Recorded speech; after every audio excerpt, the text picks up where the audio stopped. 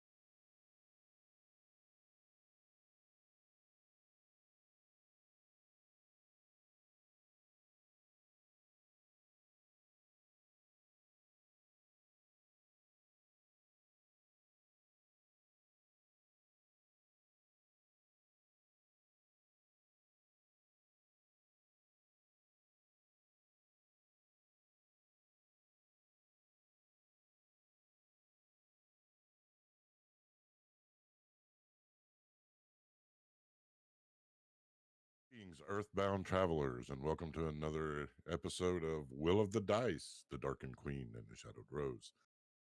I am your DM for the evening, Tier the DM, World's Okayest DM. I will be conducting this cacophony of clusterfuckery.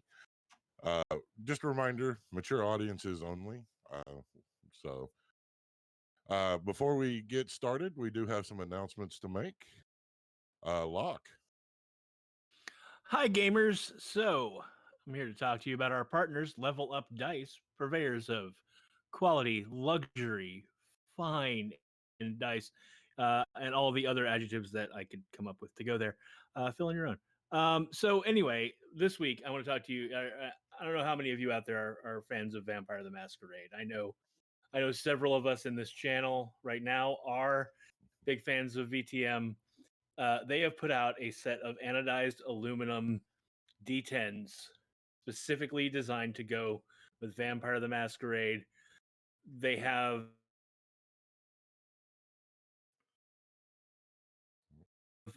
clan song is available so far. More to come. Fingers crossed. I am currently staring at the Zamisi set. They have Zamisi, they have Salubri, and they have Ravenos. Of those three, I really like the Zamisi. They are wrong in the best way. The dice come in solid black or in a pattern called Hunger, which appears to have blood spatter all over it, and they are so cool. Or you can get a full set of 10 in either of those patterns, either the Hunger or the standard black. So go over to to Level Up Dice and check those out. Use our portal to get there because it really helps out us here at Will of the Dice. That portal is https://bit.ly/LUD Will of the Dice, all one word. That's bit.ly/LUD Will of the Dice, all one word. And check those out and help us out by going through our portal to do so. Also, big shout out to all of those people who are providing music for tonight's episode. That would be Michael Gelfi and also Kevin McLeod and also our very own Patrick Taylor from Will of the Dice here, who is providing some of the music tonight. Thank you guys for providing the music that enhances our experience playing D&D. All right. Thank you, Locke. As a lot of you know, we do have an initiative going on right now where we're giving shout outs to independent businesses that are considered within our hobby, just to try to get some spotlight to them dealing with the pandemic and everything. And to tell us more about that tonight is the lovely Ren. Thanks, Tier. Please pardon my voice. I've been sick all week and I'm a little froggy. Tonight's shout out is for Steve Willis of The Shadowed Stranger. They make handmade leather costumes and accessories, swords and miscellaneous weapons, cloaks, wands, and other miscellaneous wares. They're especially geared toward the gaming community with outfits to bring characters to life, as well as gaming accessories like jumbo D20s, D20 embossed leather products, and even leather journals that can easily be used as D&D handbook covers. Go check them out at www.theshadowedstranger.com. That's www.theshadowedstranger.com, or on Facebook at facebook.com/theshadowedstranger. And if you have a small business and would like to have a shout out done here on Will of the Dice, ping us over on our email at ocol@willofthedice.com. All right. Thank you, Ren. Here to talk about wood is Shelly.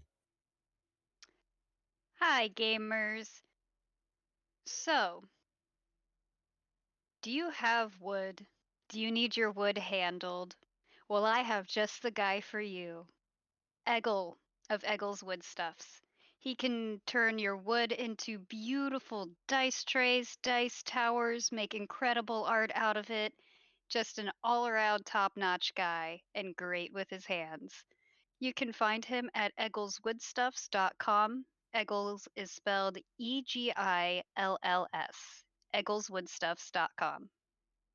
Thank you, Shelly. And I can tell you firsthand, he is good with wood. All right, Dan. Hi, everyone. Dan here, and just want y'all to know we have a YouTube channel. If you need to caught up on past episodes, or just want to rewatch, or if you want to go watch our other stream, the Signs of Oblivion stream, go there, watch those, comment, like, subscribe. And Ben. So it sounds like there's maybe two frog characters here tonight, and both which maybe they're froggy against their will. And maybe you want to find out why Murkwort became a bullywug. You should also maybe keep an ear out, and you might find out a little more information about our Playboy Kurok from Scions of Oblivion.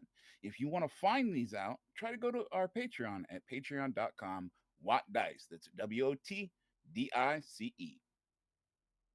All right, thank you. So yeah, I've got some exciting stuff hitting our Patreon later this week. It's gonna be awesome. So, you, the audience, viewers, tonight is your lucky night. I am in a really good mood. I had a lot of energy drink. I'm hyped up on caffeine. Woo! But Will of the Dice Twitter account, we have over 600 followers. Or at Woo! last count, I saw 659. So tonight we're doing three, yes, three giveaways. The first one is going to be a dice tray from uh, Stalwart Makery. If you watched the last week, I showed off the one that was made for me. We're having a special Will of the Dice one made, and we're giving it away. And you will see the instructions on how to enter that giveaway show up in chat. I'm not watching chat, so I'm just pointing that it. uh, the voice of God says it'll be there in just a moment. Uh, I want to give a special shout out to John, aka that film guy. He is doing our production tonight. Well, our he does it usually on Sunday nights, but he stepped up tonight because Lanta, our other resident blood hunter, is out on vacation, enjoying seeing Hamilton. So, yeah, I tried to bring her back, but she still went. yeah. So, So jealous. So very jealous. yes, so jealous. All the jealous. If anything that you see or hear inspires you and you want to make some fan art, well, we would love to see some fan art. And you can send that to us over at fanart@willofthedice.com. Let's get into the introduction so we can play some D&D. Hi there, everyone. I am Dan. I will be playing Geraldo Feraldo Dorado Skarsgård. I am a human wearing a large black overcoat with a high collar almost reaching my flat-topped wide brim hat. I'm a bounty hunter and an expert with the crossbow. I have made a deal with the god of wealth and commerce. My powers are a lot to pay for. Where can we find you, Dan? Oh, I'm sorry. Yeah, you can find me on Twitter at Ravenous Dan. Hey everybody, it's Ben Sigurd. I'm going to be the voice of Murkwort tonight. 4 feet of amphibious shenanigans. He's not your average bullywug, as you've maybe found out that there's more to it than normal. He's gambled than much and won just enough to be dangerous. You can find me on Twitter at Ben Sigurd. Hi, everyone. I'm Shelly, and I am guest spotting tonight as Chris Ironfist, the gender fluid dwarf of many words. You can find me on Twitter at Sweetest Shells. Hey everybody, I'm Ren Matley, and I'm the voice of Eliana, though you might not hear her character voice much tonight. She's about 5'2", pure-blooded elf, short, choppy black hair, wearing a long sleeve black shirt with a short sleeve red tunic over the top. She's playful when it's time and serious when she has to be. And you can find me on Twitter at Ren_Matley. Hi, gamers. I'm Locke Clark, and I will be playing Bjarnor Sangar, the surly middle-aged dwarf with a long beard, braided at the sides of his mustache all the way down, ending in a pair of big metal beads. He often seen in a hood, and he is looking to pay forward a kindness that was done to him by the Blood Hunters by helping them kill every monster that he can find. And you can find me on Facebook and Twitter at Locke Unruly. That's Locke with a H. Excellent. And as I said at the beginning, I'm Tier the DM, world's okayest DM. You can find me on Facebook and Twitter at Tier_the_DM. Make sure also you head on over to Will of the Dice on Twitter. That's Will_of_the Dice. Give us a follow there. And then on Facebook is just Will of the Dice. So, any last words before we get this party into gear? Not the face. Not the face. Yes, I have words. The gods have blessed me. I have been known to yeet my dice like this. But they have blessed me. I now have the unyeatable dice of level up. Awesome. Yeah, so no eating to level up dice. Hopefully they'll bring you good luck. And with that, let's go ahead and play a little Dungeons and Dragons. When last we had left our companions, they had fought spiders in a library, discovered an ancient being that had been locked away in a candlestick. It had offered them a favor in exchange for freedom and a price. Muckwort had stepped forward, taking the offer to never see his true face again in order to bring back their lost companion, Syrah. The celestial being agreed and then disappeared. It was at these points that some information was found. They then went to rest again with Chris when a weird event happened where they saw the skeleton, long dead, of the fluid gender dwarf that was currently assisting them in the corner, snapping back to reality. They then saw the very non emotional dwarf staring at them, wondering why they were looking so surprised. With that, this is where our story continues. And we find out you have been forsaken to the will of the dice. I need my blood hunters only. Please make an insight check or a history check, whichever's higher. I'm feeling generous tonight. I'm hyper. Way to start the night. This will be the first roll of the Fortune Favors dice. Favorite me, my fortune. Ha ha! All right. Eliana, 22. 22. All right. Bayanor, I'm trying to get my skills to load. 26, I think. I got a natural 20. nice. Uh, It's going to be one of those nights, huh? apparently. One can only hope. Let's hope it sticks around. Like, So if you're starting off that good, let's see how bad I start off. Just for shits and giggles. for balance. I rolled an 8. That's high for me. All right, Buckwort. I rolled a 17 with my +3, making it a dirty 20. Dirty 20. So nasty. Dan, I got a 15. 15. All right, so you all passed. So as you see this skeleton in the corner that you know beyond a shadow of a doubt, somehow you know is Chris Ironfist, the dwarven cleric that had helped you, that had stood beside you in battle, that had fed you. You see their skeleton, long since dead.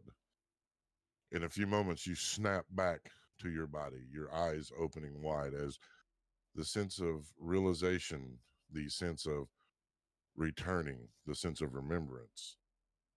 Those of you, you're blood hunters, you deal with anomalies, you deal with the oddities, the unknowns. You know that this was a temporal disturbance. You know that for a moment, you looked into the future based on the skeleton and the fact that it was simply a skeleton far into the future. You've heard only a few other times of this happening. Those times being when people were playing with dark forces that they should not be playing with. What would you like to do? Real quick for the record, it was a 23 that I got, not a 26. I knew my insight skill was high. Apparently, it was not as high as I thought it was. Thank you for being honest, but still very much a passing insight check. This is a dark omen, to be sure. You all saw that too? Oh, yes. Oh, Yeah, good. our talkative Yeah, I friend saw it. there looks a lot better now than they do um later. I would say so. Chris just sort of arches a single eyebrow at them, like, the fuck? We apparently all saw a vision. This room far into the future, nothing but a skeleton. Perhaps you would be it would be good if you changed your home, Chris. Or now, I know that there's a I guess the phrase would be few things that you're not telling us right now or not saying. Um, let's just hope that it's nothing too dangerous.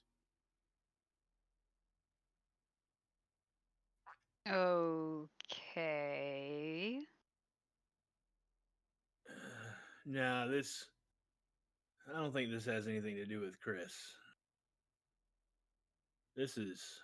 This is I'd hope. big. This is. This is somebody's playing with real dark stuff out there somewhere. Hmm. Although, just for the record, you might want to sit not in that chair like ever again. You just pick a new spot where you like to sit and sit there Yeah. instead. Or This is a good idea. you really, really, really like that spot. Could be a good spot. Because maybe it's good enough to die in. What we saw could simply mean that they live out their days here. If we're really what's left of the Blood Hunters, I have a feeling that it's on us to find whoever's playing with dark magic. It's at this moment, Chris, that you will hear that constant voice, that overbearing deity that seems to have taken special attention, special interest in you. They've seen the future. They've seen your death. I told you. I told you staying here was bad, that we needed to leave. People needed to hear about me. Why do you insist on keeping me in this cave? They didn't see my death. They saw that I was dead. They didn't see how I die or when it happens. Or if they have, they haven't said anything about that.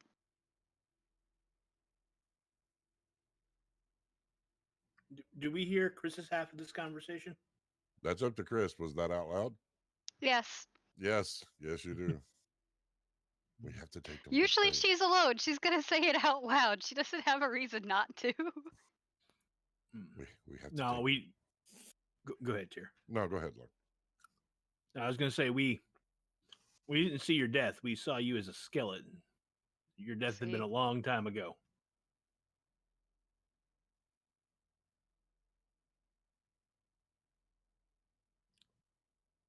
We got to get them to the city. More people have to hear of me. I need my power back. Okay.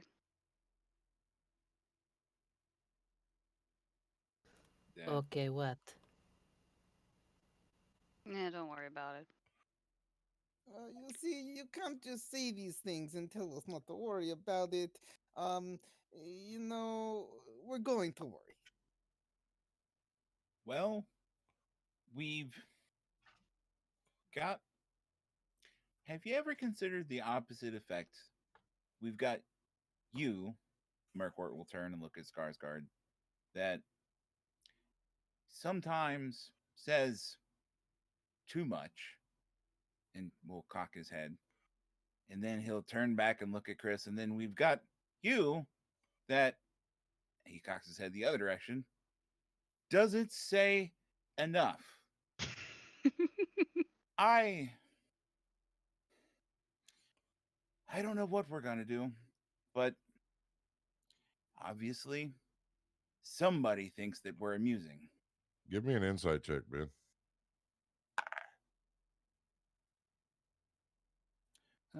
That is a 9. Let me make a note of that.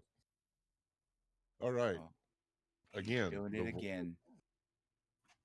the voice will to get them. They can. You saw them fight. They could fight. They could get us out of this place. She's just gonna sort of. They're just gonna sort of roll their eyes, like, ugh.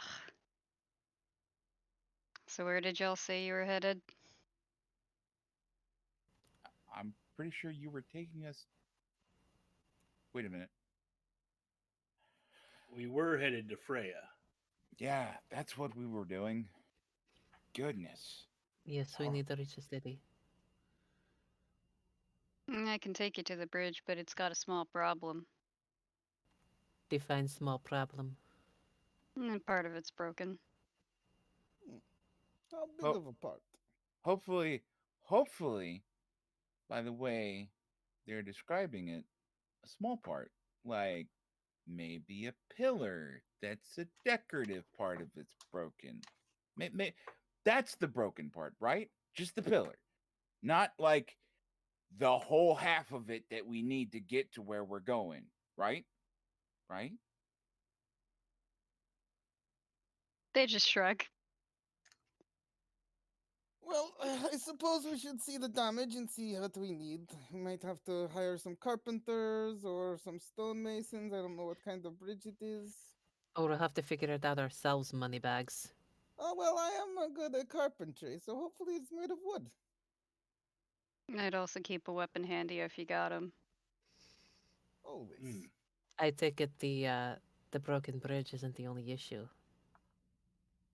Merkward will scratch his chin. If it's made of wood, maybe.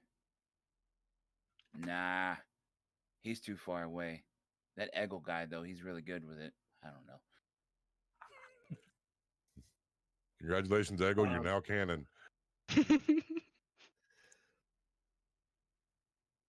Well, little one, why do we need a weapon handy? Oh, tentacle monster. You might- I'm sorry. Uh, Would you mind repeating that for me? I'm not tentacle- sure I quite got all of that. Did you say both the words tentacle and monster? Yep. Tell him it's small. Tell him it's small. It's nothing. It's small.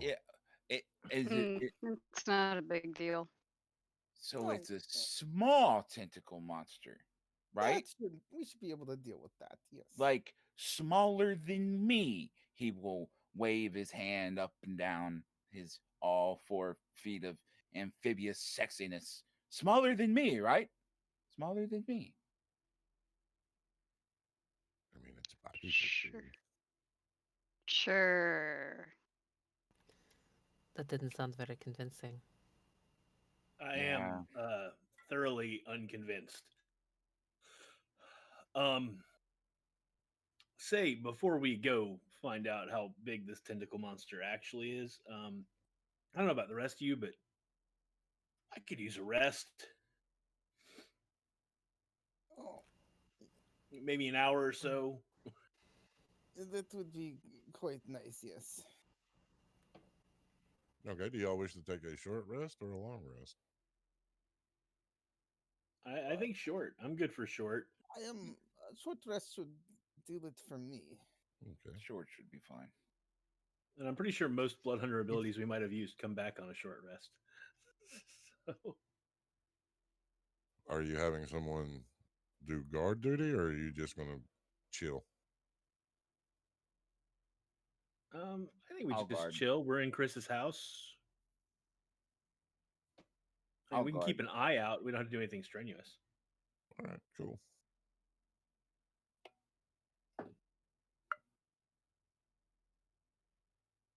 Okay. Go ahead and please mark your long rest and take care of your hit die. Or your short rest. Sorry. Did I say long wrist? Yeah. Hyper.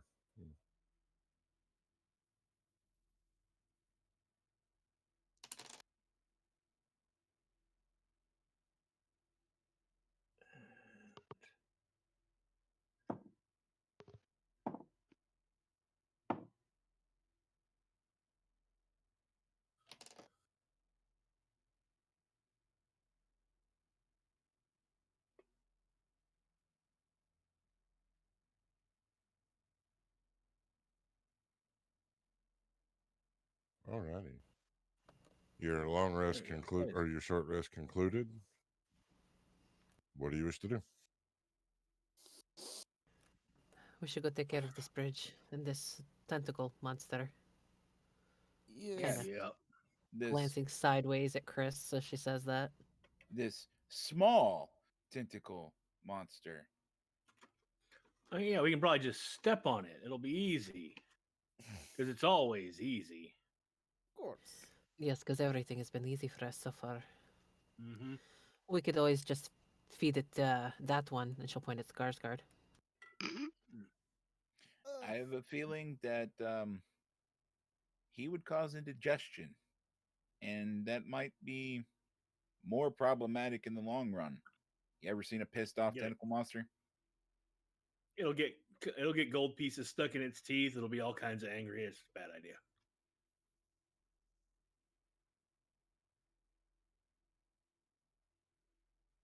I didn't say it was small. I just said it wasn't a big problem. Oh. So now the words come out. All right. So, how big is it? Dunno. We will find out. We're going to have to destroy it or get it to go away somehow.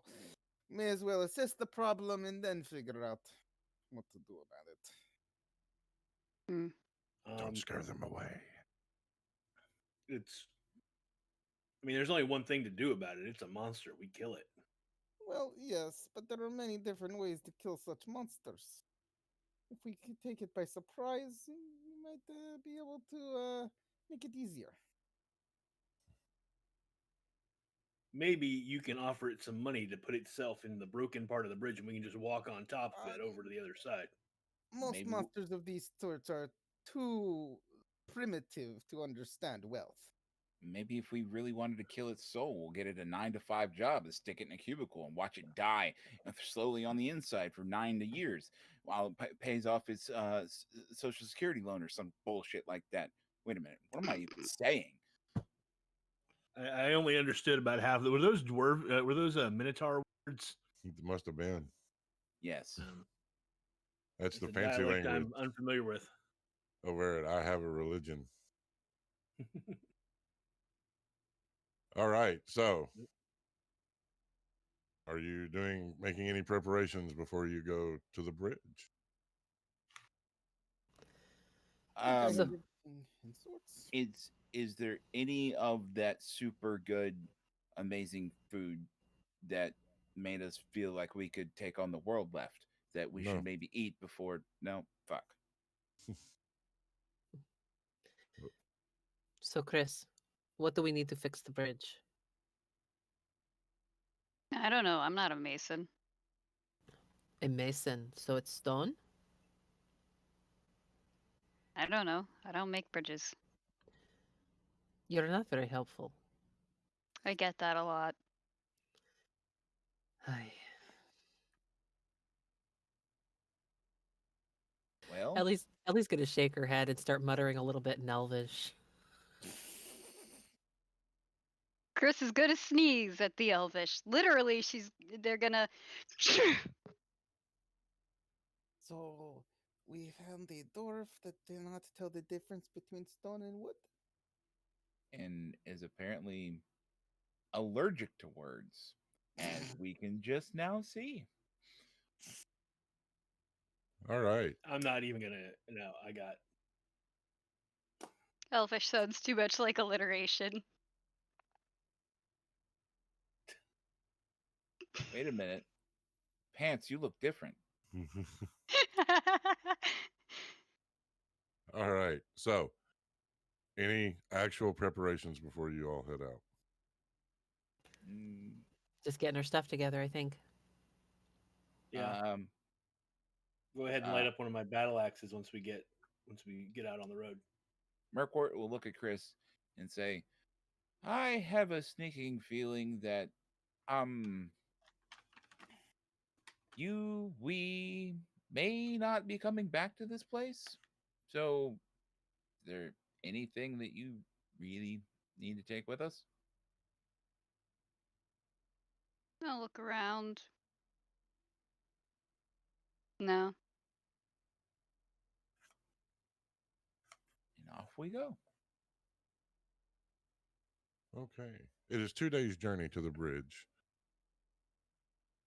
We will just say that Chris has disseminated that information. The first thing I need, please, is walking order.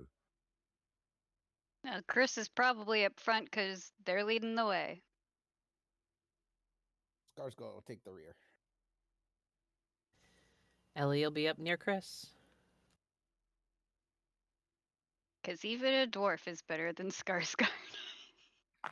I'll be behind Ellie. Well, I guess I'm keeping Skarsgård company.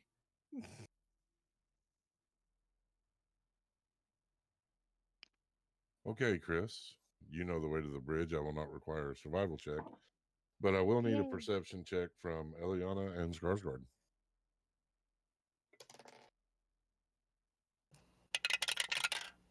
Let's see what's Eliana. perception. 10.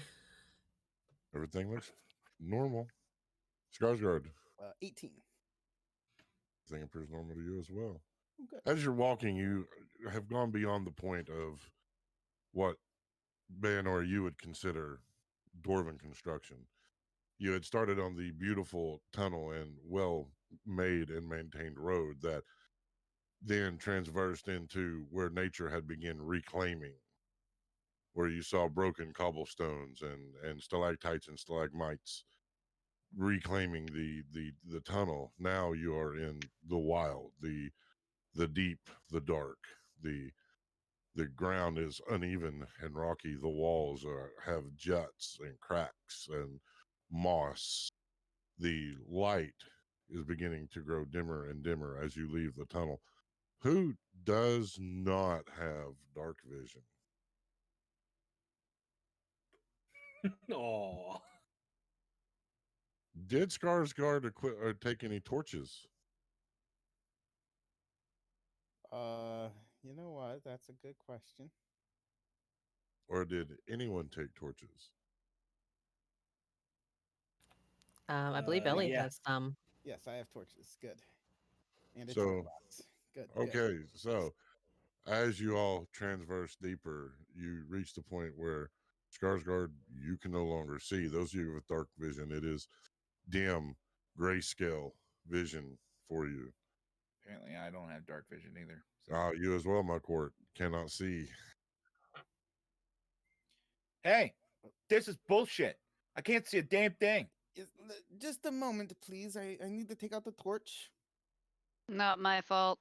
Skarsgård gets the torch out and starts Oh. lighting it up.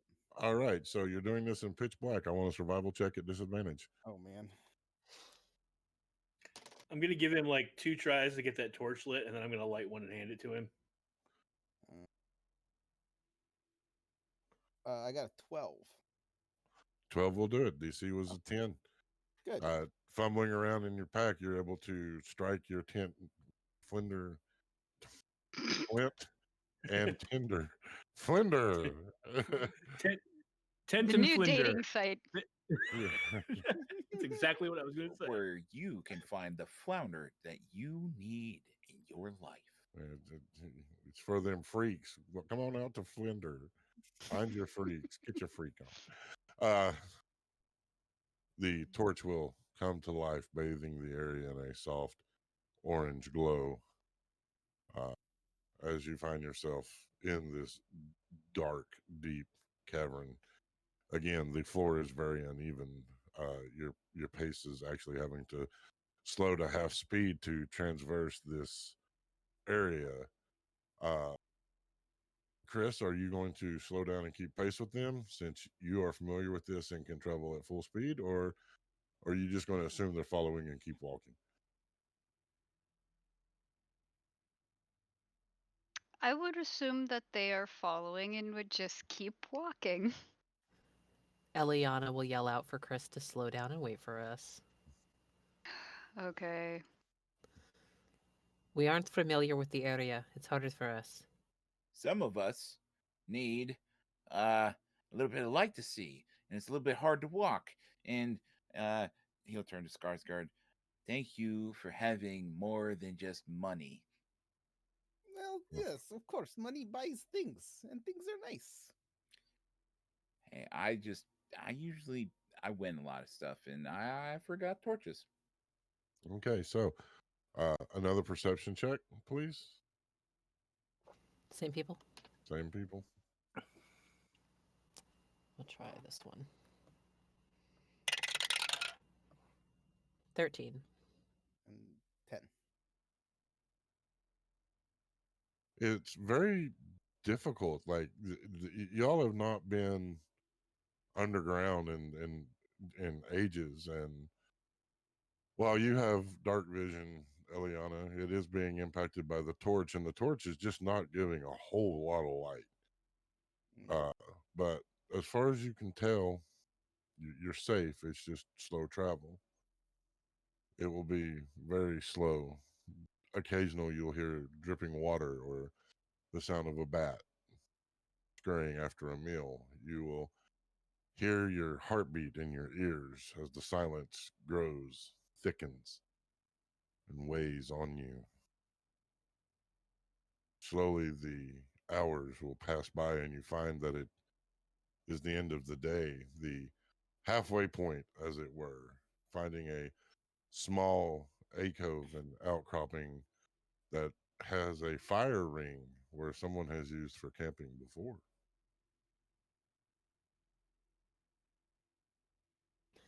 This doesn't look like the exact same one we were in before, though, right? No, you're not traveling in circles. Okay. I'm making sure. What? I would never do that to you guys. You are so full of shit. If he was gonna do that, I'd have to fail a survival check. And I'm 3 foot tall and orange in real life. Rainbows, kittens, butterflies, and unicorns. I'm a good DM. I don't do anything mean to my players. So, will you all stop or will you keep going? If you keep going, you can travel straight through till you get to the bridge, but you will take 1 point of exhaustion. Mm. I think we stop. We should rest. Yes, agreed. Okay. Are you building a campfire? Yeah, Chris will build a campfire. All It's right, probably her campsite anyway. give me a survival check, please. Alrighty. Can we just light it with the torch that's already lit? Give me a survival check with advantage since you have a flaming torch.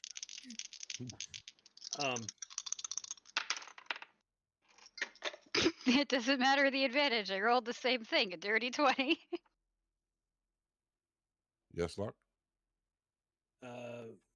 I guess we don't have to worry about the element standard. What's the temperature like down here?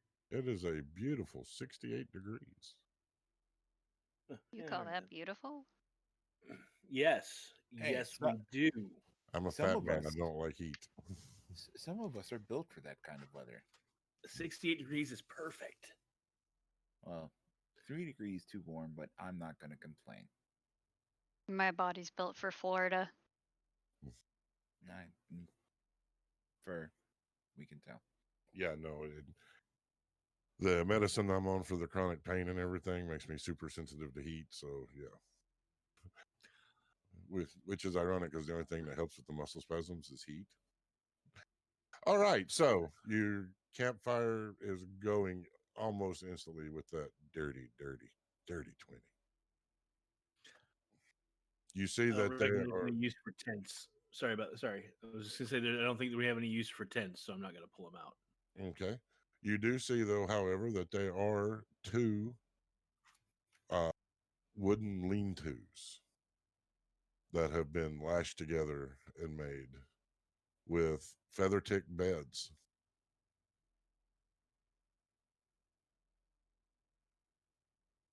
Hey, Skarsgård, Yes. found you a room. It'll only cost you gold. This is an abandoned room. You do not own it. You cannot rent out rooms that you do not own. He also doesn't have to give you access to it. Well, this is very true. Are you Wait. standing in front of it and denying me access? Well, I wasn't until just now, but yeah. Oh, okay. Well, that's unfortunate. Ugh, I you have mean, already laid claim to it. Murkward will walk over to Skarsgård and say, "Hey, Yes.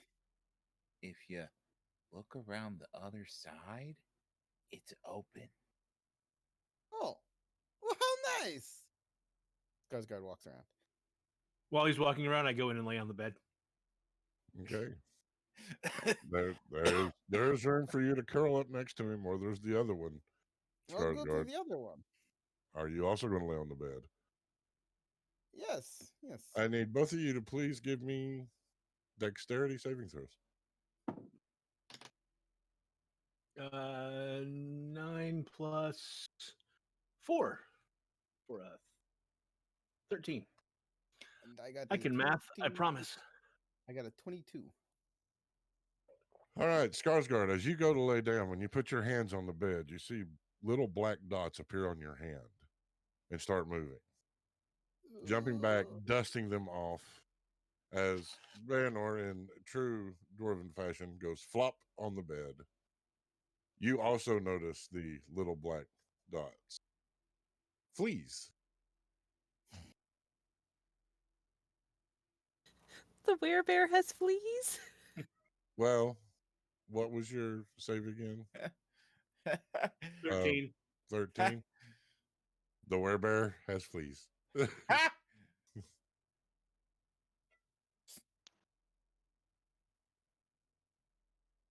Chris, you'll hear that voice of, you should have warned them.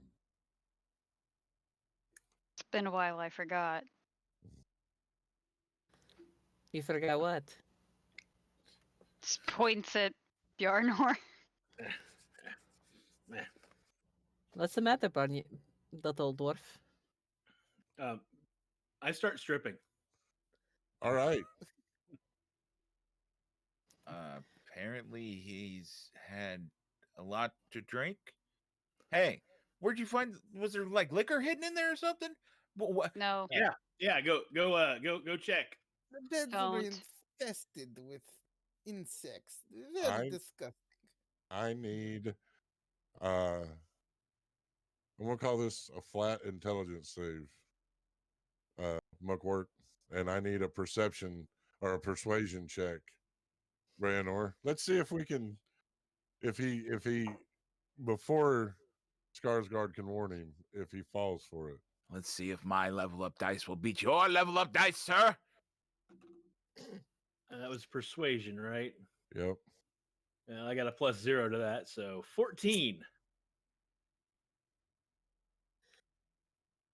Damn you, sir. Damn you. What'd you get? 11. You believe that there's liquor in the bed. I'll let you decide what happens. He'll walk over to the door and kind of like poke his head in. Say, "Where's it at?" It's in the bed. Check the mattress. No. I say as I continue stripping. Don't. Stop. Merkwort will stop and look at the bed and say,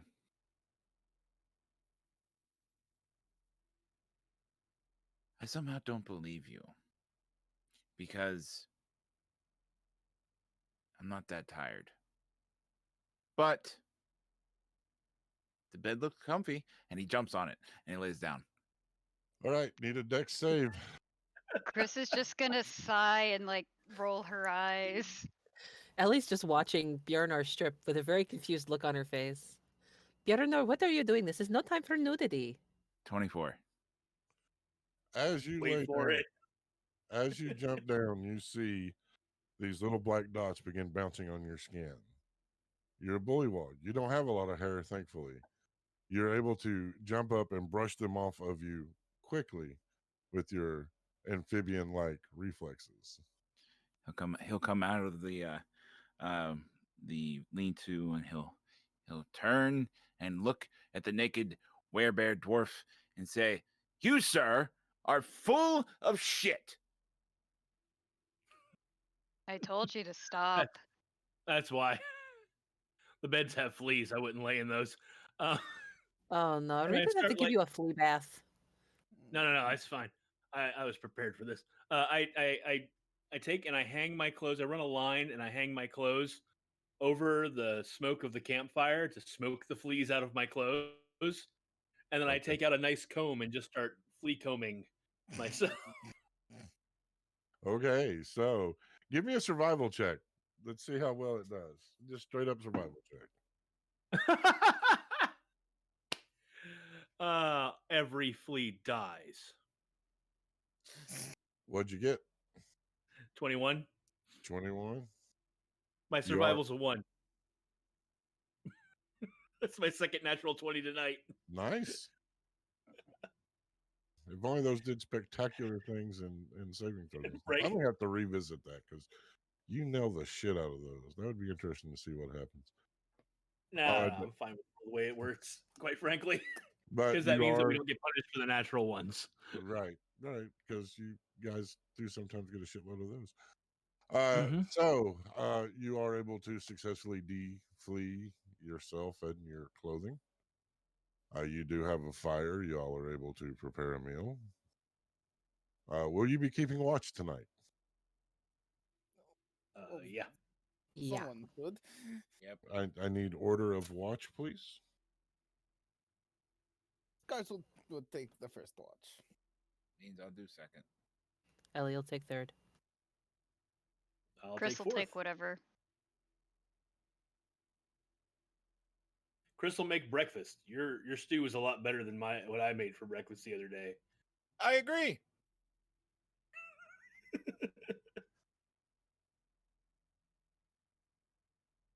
All right. So, is there anything y'all wish to discuss or whatever before you lay down to take your sleep? Oh, there is something I want to do. Okay. I pull some chalk out of my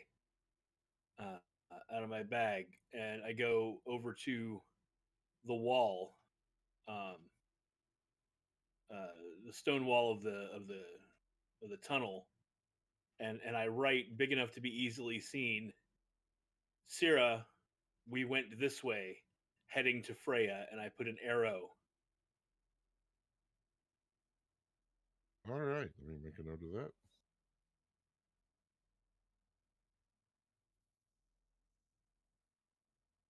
Okay. I don't know how long it'll take her to come back, or how long it'll take her to catch up to us. But I figure leaving a mark couldn't hurt. This Or is if- pretty far in to leave a mark. We don't even know where this deity will bring her to. It's true, but worth a shot. I wish I'd have thought of it before we left Chris's place, but I didn't. I thought of it now. All right. Anything else before your rest? Eliana's gonna pull a flask out of her bag, take a big swig, offer it over to Bjarnar. Wait, what's in here? Is this elven make or It's is it just good rum. stuff? It's just rum. Huh. I haven't had elven wine in a very long time. I got a little bit of the dwarven hooch. He passes back the flask.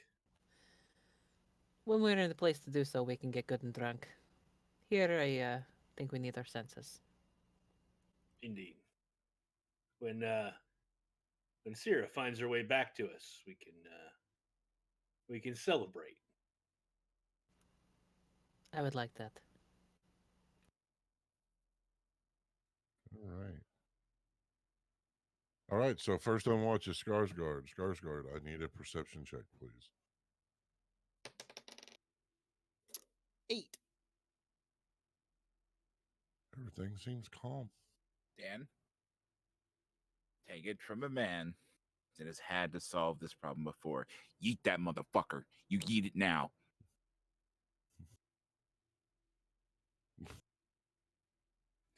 Just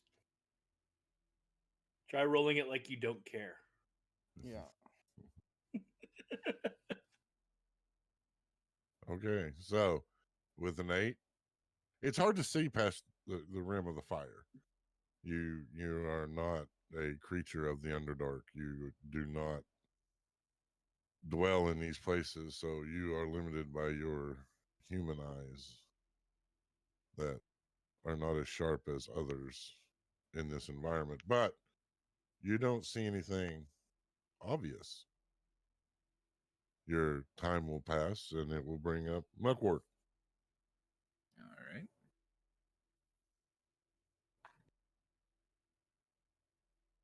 And this is just perception? Yep.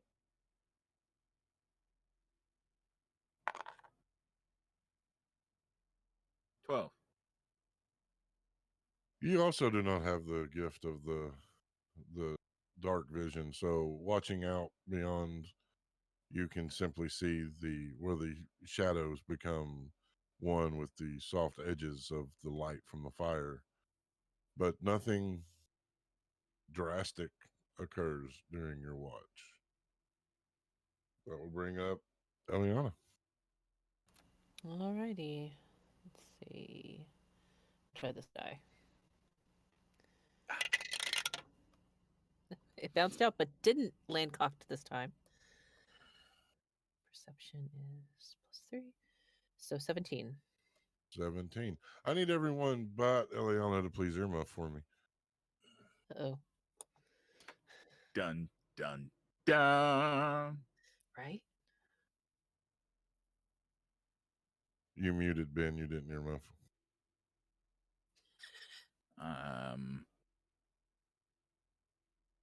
There we go. Eliana, as you sit watching the walls, you feel that strange sensation almost being ripped through time. You watch the writing on the wall, the Sarah, we went this way. The arrow begins to slowly fade. Slowly fading. You then see blood, thick, viscous, coming down the wall. It the starts as a slow trickle, but then gains, growing in width and depth to it's almost like a waterfall. You're almost certain that it will come up into the alcove and wash you away. And from it, you see a face, the faintest of faces. You see Sarah for just a moment before you snap back to reality. She would stand startled for a moment as all this is beginning to happen, and seeing Sarah's face, probably couldn't control herself. She would call out her name. Okay. Anything before I bring the others back? No. All right.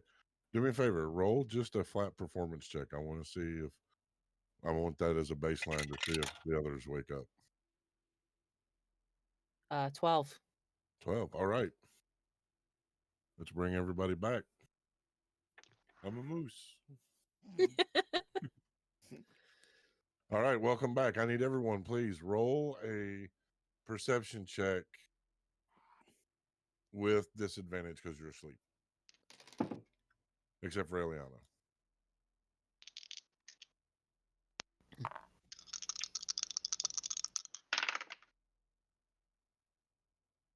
We'll start with you, Lark. 7 out of 1 if this was craps. Chris. I got a nasty, nasty, unclean, dirty 20. You and them dirty 20s. You're Muckwort. doing good for me tonight. 12. And Skarsgård. 2. So, one of you will wake as you hear Eliana calling out Sarah's name, and that would be Chris. He'll just sort of peek up from where he was sleeping, just observing. He'll see Ellie staring in the direction toward where the writing on the wall was, looking down toward the ground, kind of hand still out, stretched like she was reaching for someone, pulling it back in, trying to compose herself. You okay? I'm fine. It's fine. You sure? Of course. Of course, I'm fine. Been told I'm a good listener. Probably because you don't talk much. They shrug.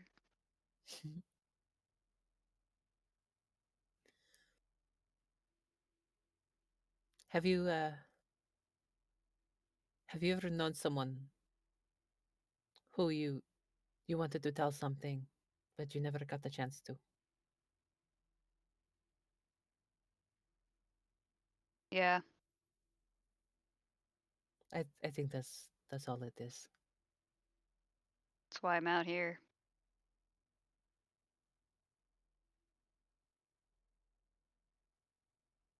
Is there a chance you could find them? No. She's already bet- married. I'm very sorry to hear that. I should go back to my watch. You should rest. Hmm. When my power is reborn, I will smite them both. No. Just no. I'd rather her be happy. That's just cruel. I'm sorry, what? Uh, just be glad you don't have a god talking in your head. I suppose so.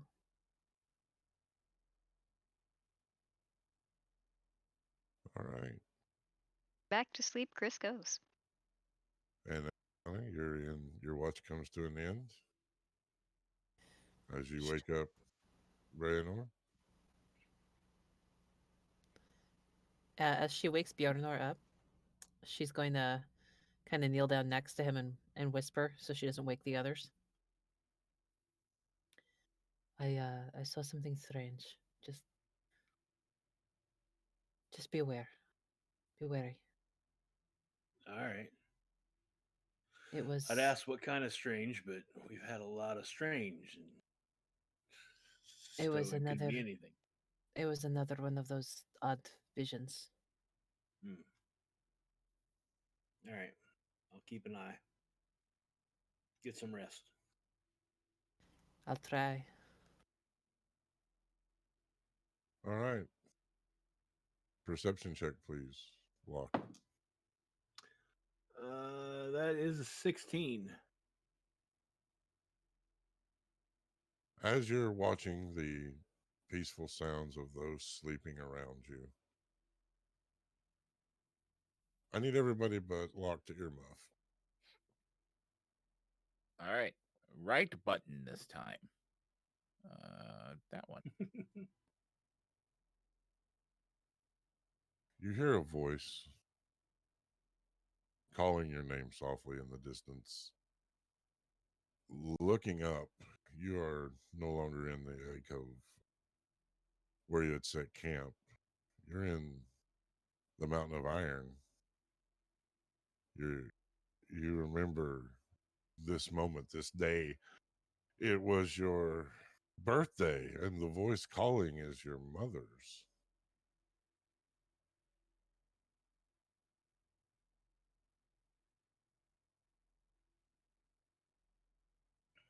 I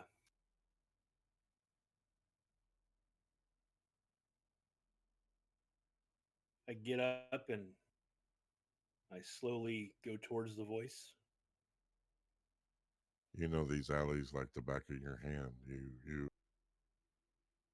so many times you've come through here, and within just what seems like moments, you are in front of the entrance to your home, the door open, inviting the calling of your mother and your father.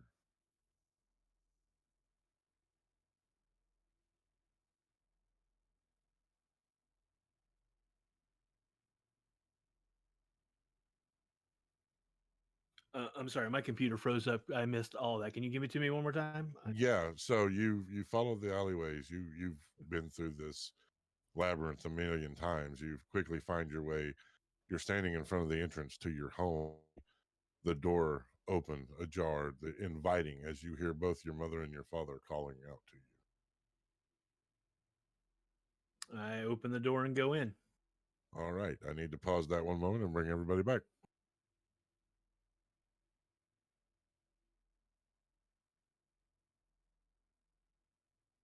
All right, I need everyone but Banor. Please make a perception check, disadvantage, as you are asleep, except for actually Eliana and Chris. Yours will be normal because you were just awake and falling asleep. Well, Muckwort and Ellie had already finished her trance since she's an elf, okay. so she might not be actually asleep. Oh, it doesn't matter. All right, Yeah. Eliana, That's a 7. Chris, 19. Muckwort, 14. Skarsgård. 4. Chris, it's the heavy footfalls of the dwarf that wakes you up as you're not used to being around others as you sleep. You see your quote unquote companion wandering off into the darkness. Bayanor just traveling into the tunnels. Hey, where are you going? He cannot hear you, so he does not respond. He just keeps walking. Chris is gonna poke Eliana. What is it? The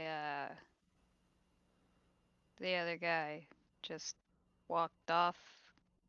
Don't know why. The other guy. Which way? That way. Want me to go with? Wake the others. Send them after us. Ellie's gonna pop up and take off down the direction Chris gestured. Wow. And Go ahead. Chris will wake up the other two. Oh, why are you waking me? Oh, what is happening? Because your friend abandoned his post. Oh, what? It's not good. Did he just left? Yes. Just walked on off. Nothing compelled him or enticed him. I'm pretty sure it I might was have been asleep. your Okay. snoring, Skarsgård, because good God, man. Let's go find what actually might have been the case. Let's just hope it was your snoring. Let's go. Yeah, very well. He's not Chris will difficult. lead. Sorry, go ahead, Chris. Chris will lead the other two in the direction that Bjarnor went. It's not hard to keep track. He is walking at a very ambling pace. He's taking a series of turns, lefts and rights and such that do not correspond to terrain, as it is just a wide open cavern. You see looming on the distance a golden bridge. It is made of iron and stone and spans out over a chasm. You hear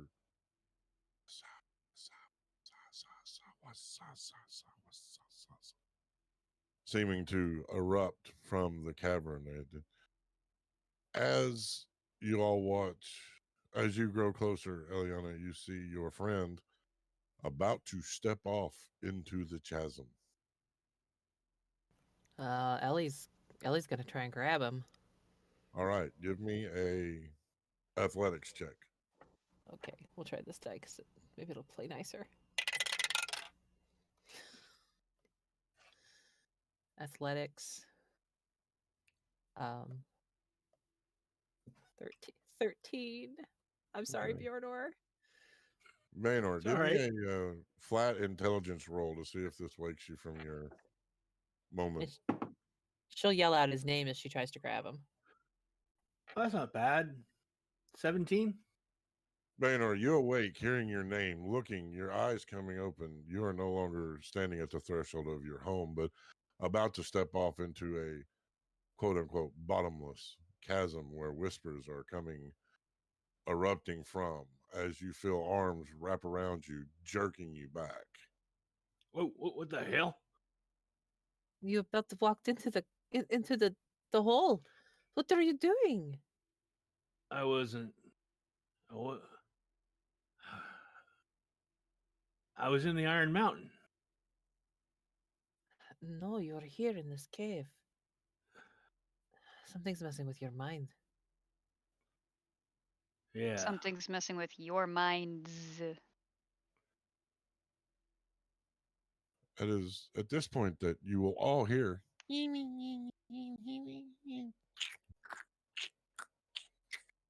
you will see a creature that looks much like an octopi, except the top of the head is designed to look like a mushroom. Different multi-speckled spots on 8 tentacles with a almost parrot-like beak. It is about 3 foot tall, about 3.5 foot in diameter as it wanders over to you. What the Hissing. hell is that? Tyr? You bastard!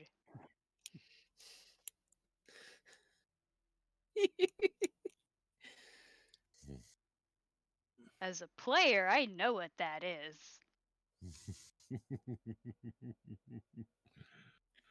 It's ugly, is what it is. Mm-hmm.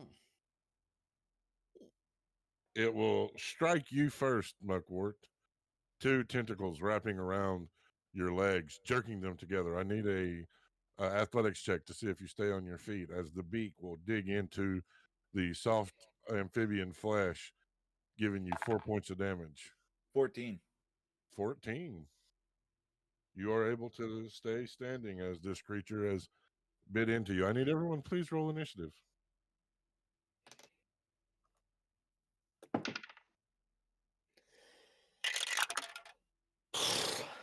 Yeah, buddy. All right. So, Eliana, initiative, please. 13. Banner, 17.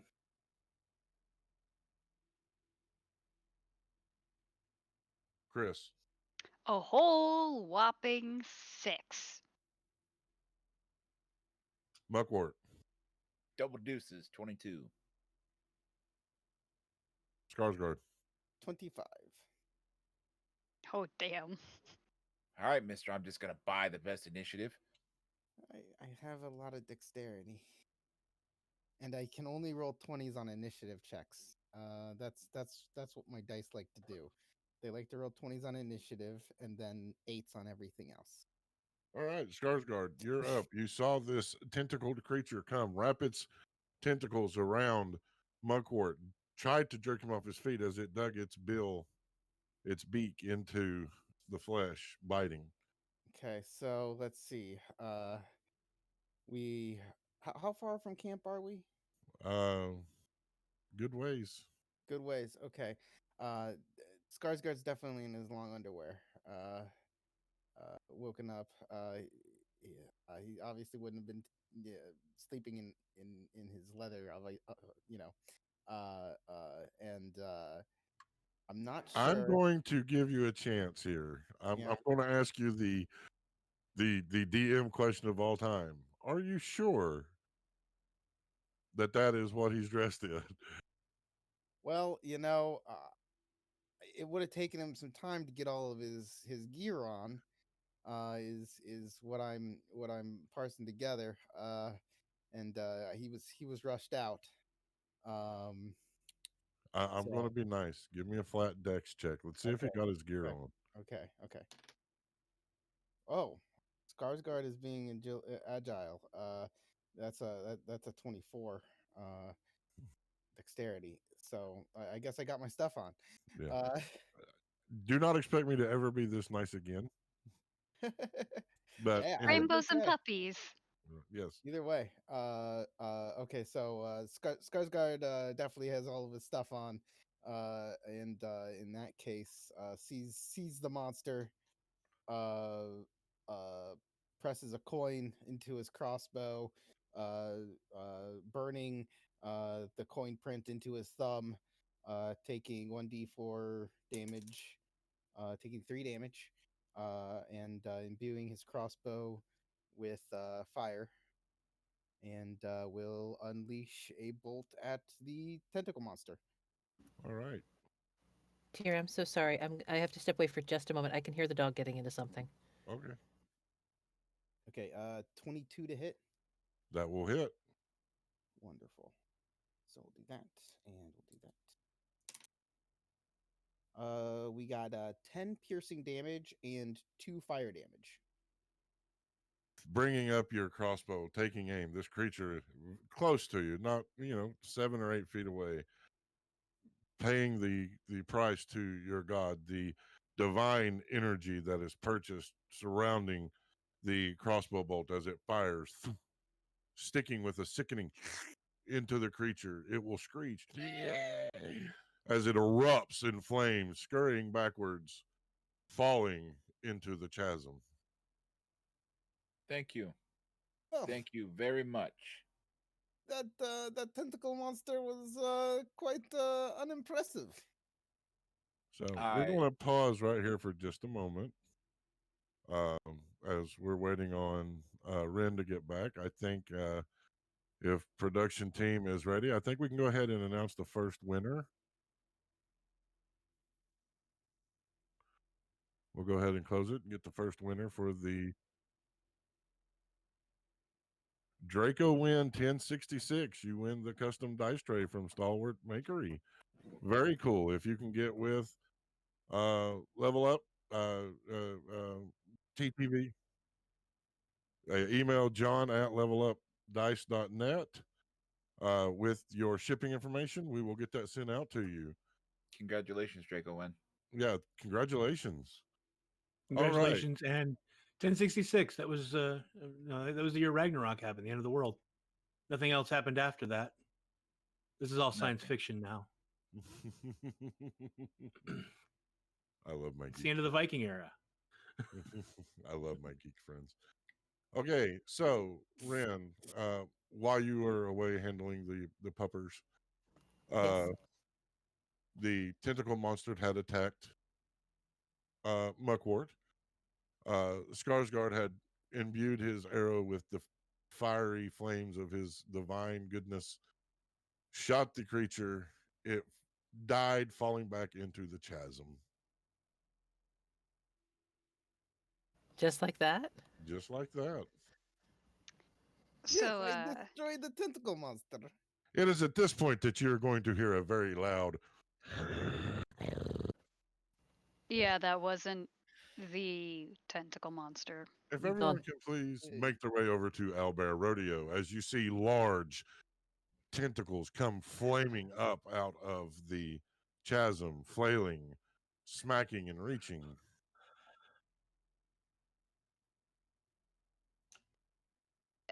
There it goes. Okay. I was about to say that part of the map is still yeah, playing. Those are big. I'm big. Let's see. Sorry, my computer's being slow.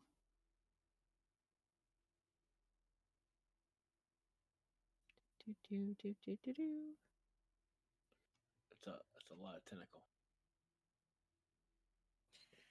Do you have any idea how hard it is to not say that's what she said a lot during this podcast? Okay, moving on. I'm just gonna keep dangling them out there like bait and waiting for someone to pick them up. So first off, Can confirm. for you people that play digitally out there, check out owlbear.rodeo. It allows the flexibility and the ease of using battle maps without the heavy underpinning of a virtual tabletop. It'll run in virtually almost anything. I've run it off tablets. I've run it off phones. I want to see if I can get a toaster to run it like they did Doom. That's one of my projects. I'll put it up on Patreon. Also want to thank Hawaii Tornado for the amazing battle map that they gave us. They have That been is giving really cool. it is. They have been doing our battle maps and have been a lifesaver. So we're keeping the same initiative that was rolled.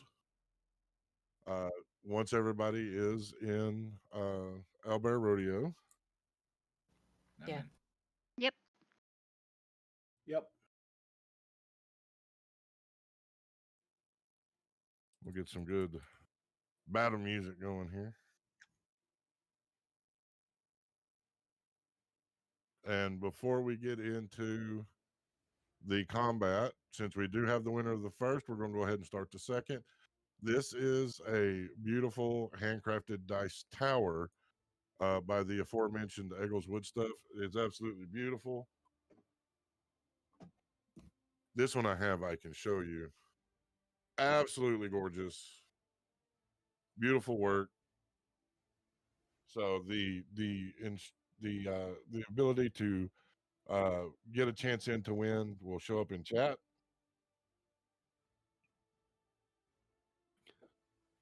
Right. So it is live. So we will get the winner of that when we go on break. But for now, let's see if everybody can survive as these large tentacles come flailing. The creature having the initiative first will begin flaking out with these tentacles. The things that you will notice about these tentacles is that they seem to have a series of cups on the top. You know, like almost like an octopi with tentacles on the bottom, but on the top, uh, concave areas of flesh and skin. Uh, Nobody's a ranger, so no, that won't help. All right, so Uh, is it a fiend? it is not. Okay. The first tentacle going after Chris, Oh no. that is a 7. That will miss. The next tentacle slapping out at you, Muckmort. That is a 2. Can't touch this. Banana. The next one coming after you, Chris, Oh there. is a 14. Miss.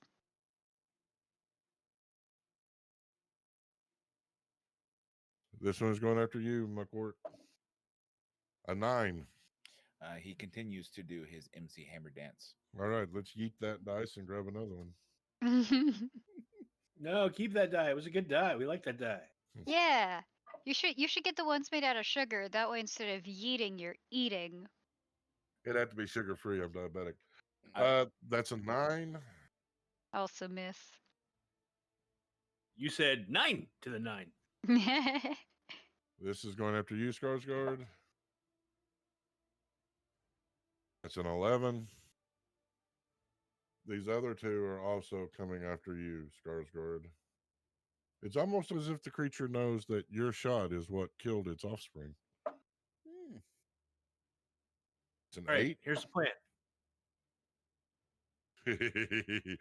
That is a natural 20. Oh. No. My plan may not work anymore. So the first thing that I'm going to do is I'm going to roll damage, and then you're going to give me an athletics check. Ooh. Let's That is 14 points of damage. whew.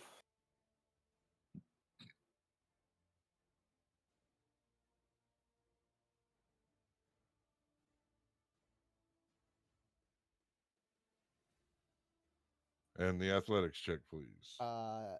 7. Please roll a 1d4. Okay. Oh, dear. 1.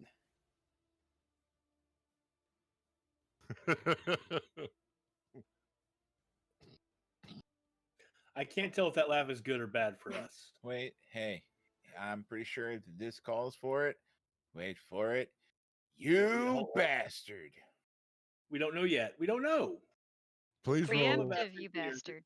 Please roll it. I'm going to allow you to do this, Dan. Please roll a D100. Oh. You need higher than a 67. I Oh. don't know. Come on, you can do it. Oh my goodness. I rolled a 69. Woo! Yeah, buddy. Nice. Woo. The Hit tentacle 69. grabbing you, Giggity. wrapping around you. You can feel it crushing you, lifting you, and slamming you into the ground to do the 14 points of damage before it hurls you across the chasm. Oh. I need a dexterity check to see if you can mitigate damage landing. Oh, okay. That ends up being 23, so that's pretty good. All right, you'll take 2 points of damage from the fall. Oh, okay. Merc War calls out. I'm pretty sure I found out how we get across. I don't think that's how we want the cross. Yeah. So my plan, inspired by Saturday morning cartoons, was that since all the tentacles seem to be going after Skarsgård, that he should just run around until they inevitably tied themselves in knots and made the creature completely useless. Well, it is Skarsgård's turn. Oh, and I'm over there on the other side.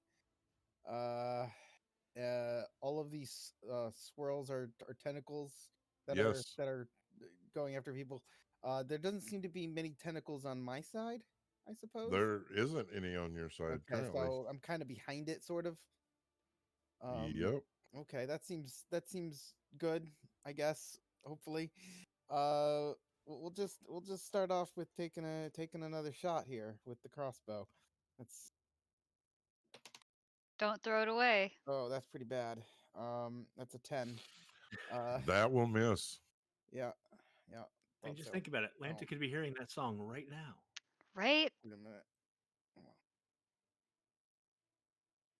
See, you say song, and I just kept thinking, "Hello from the other side." I sure am glad that you didn't die. I know what song you're talking about. Muckboard, it's you're up. All right. Not going to miss my. So there is the tentacle that is right square in front of him that he's been in MC Hammer dancing with, that he will level his trident at and let go with one hand and to break it across his bracers, cut himself to grip it again to activate his Crimson Right. And that's going to deal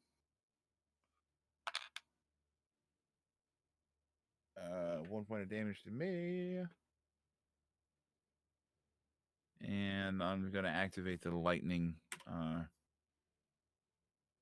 Actually, no. The dawn. Yeah, the dawn. And then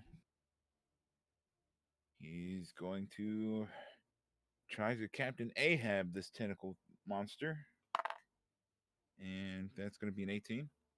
18 will hit. All right. So that's going to be. Where is it's a D8.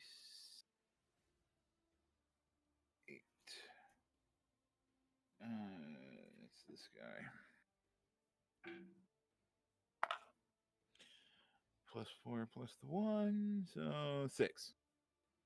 5, but one lightning. All right. Herb Dawn, one radiant. That's the word I'm trying to say. Radiant. All right.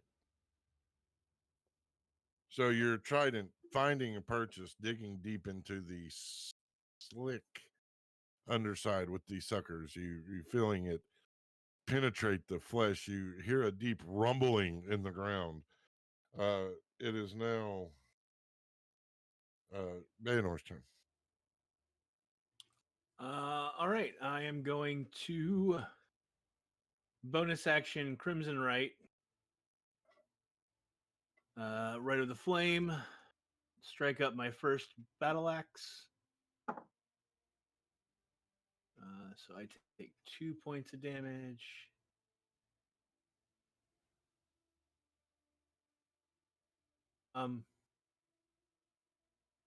Did we didn't complete our long rest, did we? I'm going to say you did. I'm going to give you a long rest. I'm going to be nice. Cool. So I'm going to heal myself all the way up first, and then I will take the damage from that. Cool. Insert And flickering benevolent GM GIF. and then there's flickering benevolent GM peanut butter. Yes. I didn't know. Peanut butter. They know how to bribe me, folks. I won't do shit for a Klondike bar, but I will do some shady shit for some peanut butter and chocolate. Just say it.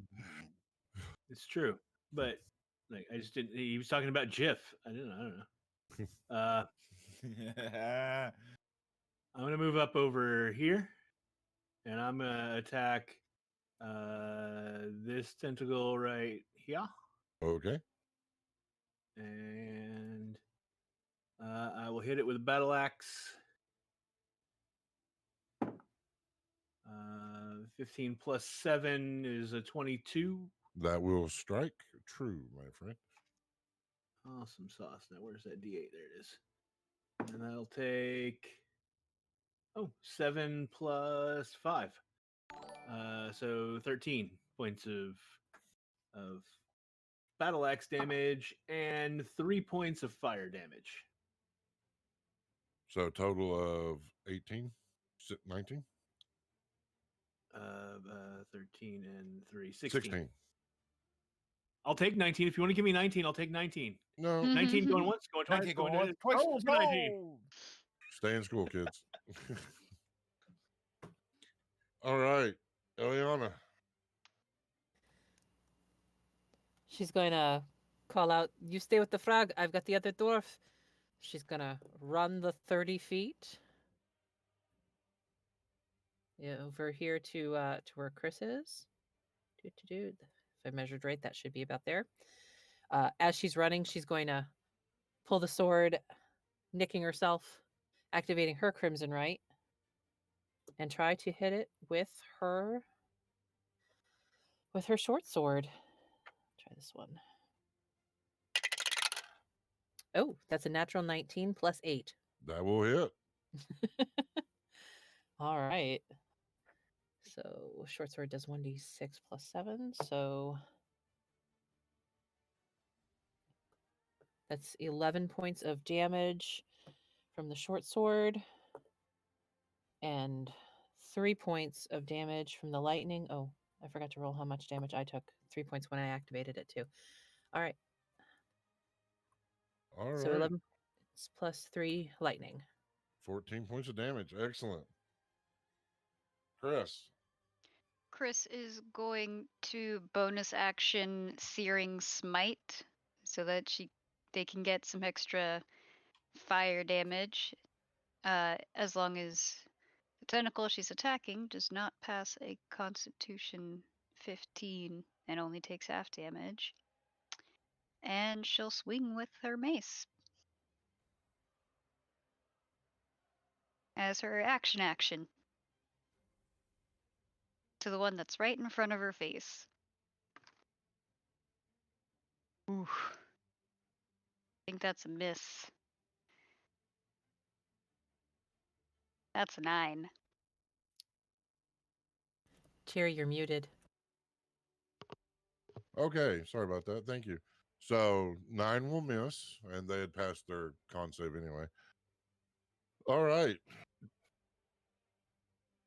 And we'll bring it back to the monster's turn. Bayanor, Muckwort, Chris, and Eliana, you will all get 1 attack of opportunity as the tentacles will withdraw.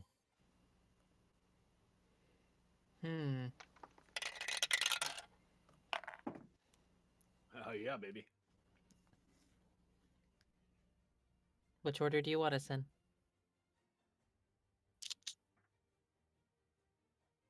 So I'm going to start with Bayanor and work my way over. So Bayanor. 25. 25 will hit. And that is 3 plus 5 is 8 plus 1, 9 points of damage.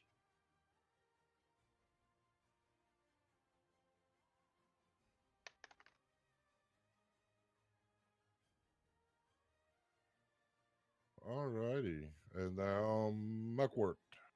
21. That will hit.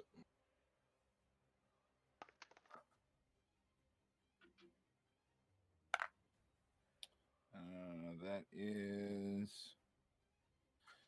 11, and then 1 radiant, so 12 altogether.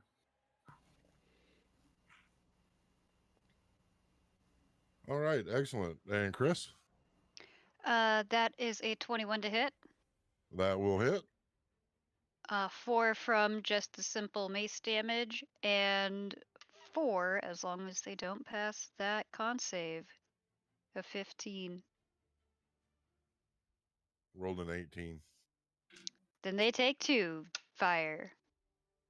6 damage And total. at the start of their turn, I believe they take 1d6 of fire damage.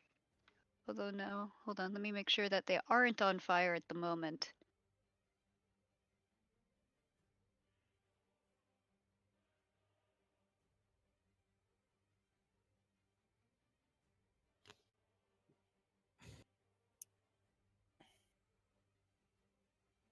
Okay, it is still on fire and will take 1d6 fire damage each at the start of its turn.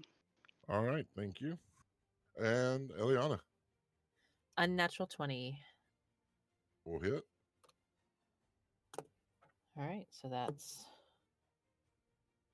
8 points of damage from the short sword, plus 1 point of lightning damage.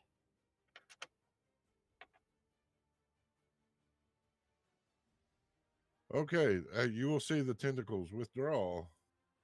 You'll see the creature rise up from the depths, mimicking that of the creature that you saw Skarsgård put a bolt into. Large, multi-speckled mushroom-styled head, one large, yellow, fiendish-looking eye. It's not a fiend, but it is fiendish-looking. And that large, large beak. It is going to swivel quicker than expected and snap at you, Skarsgård.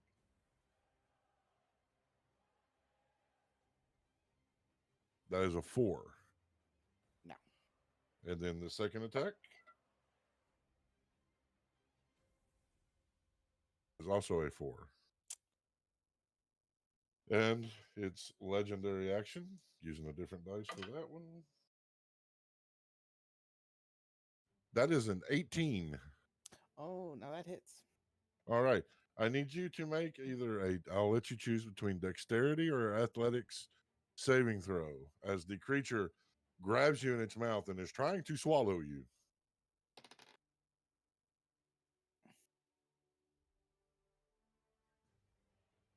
Roll a 20. Well, even with my +7 to dexterity saving throws, I got a 9. Oh no.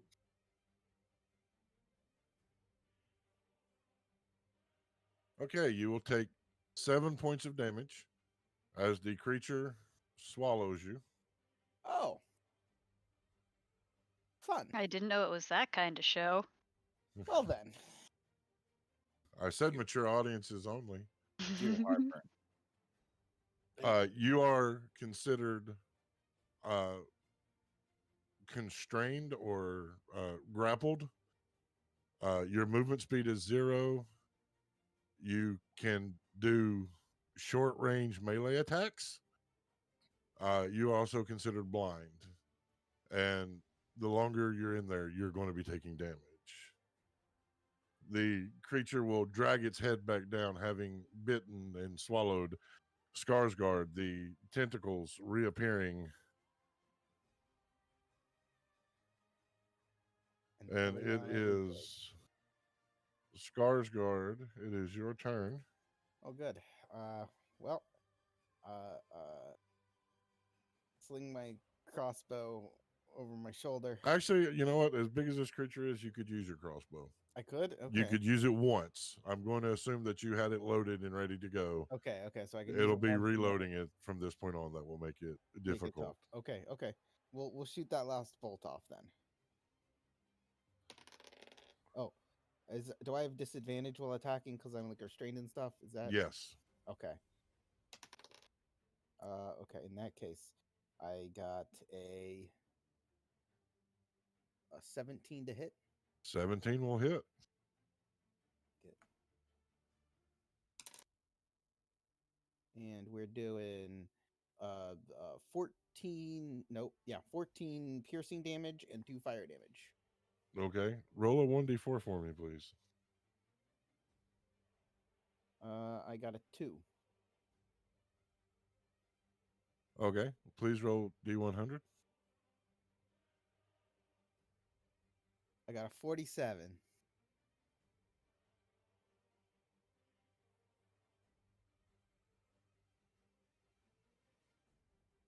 The thing will literally spit you out, throwing you.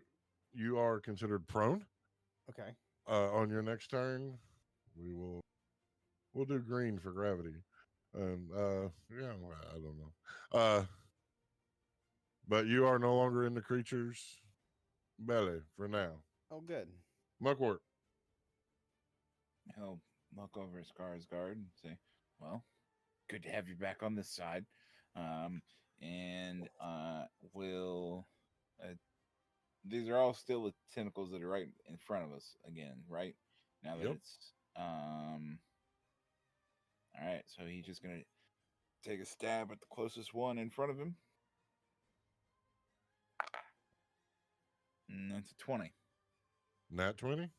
No, that's 14, but it's 20. Dirty 20. I'm not as fond of the dirty 20s. Like, I don't have anything against them, but they're not I don't have a little black book of dirty 20s like Shelly does. But anyway. What? That is going to be 9 altogether, 1 radiant. Already? I do get a lot of dirty 20s, though. I mean, I'm not judging. I'm not gonna hate the player. Hate the game. All right. Baylor. Yes. All right. Bonus action. I let out a roar as my bones begin to rearrange themselves. I grow fangs and rise up from my 4'6" to just over 9 feet tall as I transform into a werebear. Yes. I love it. Oh, so that's what he got. Wait, it gets better. Rar.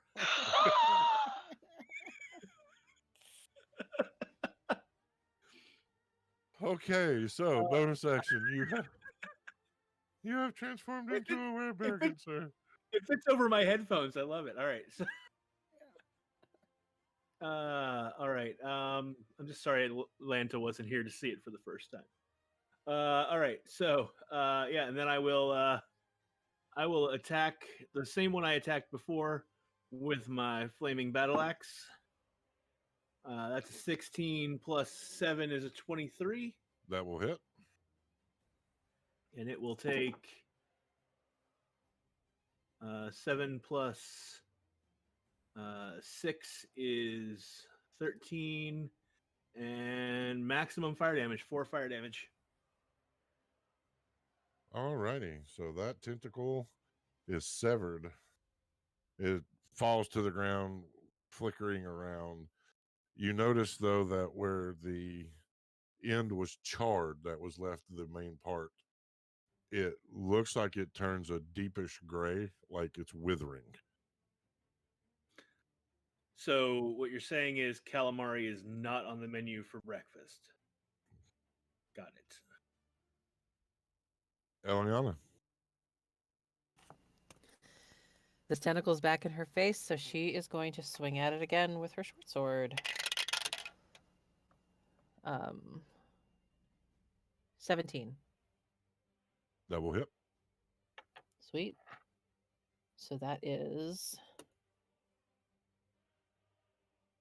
So that's 12 points of damage from the short sword and 3 points of lightning damage. So 15 altogether.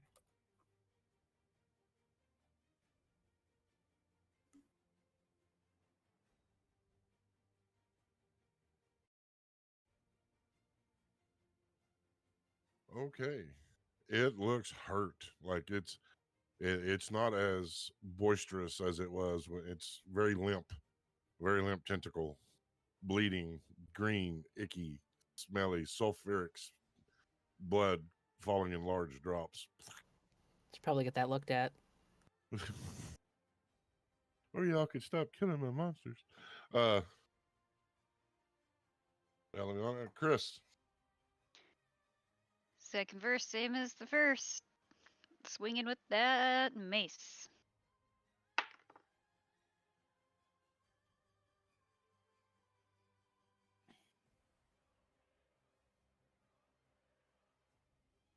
$16. 16 will miss. Darn. All right. It is the monster's turn, but we're going to pause here and go ahead and take our mid game break. We'll be back at midnight EST. It's 11:47 now, so roughly 13 minutes.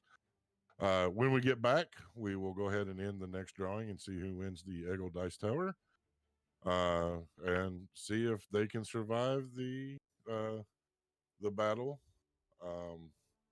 This is a homebrewed creature of mine called the Snarkle Snatch. So I just wanted to say the word because it makes me laugh. And we'll be back, guys. Bye, everybody. We'll be back.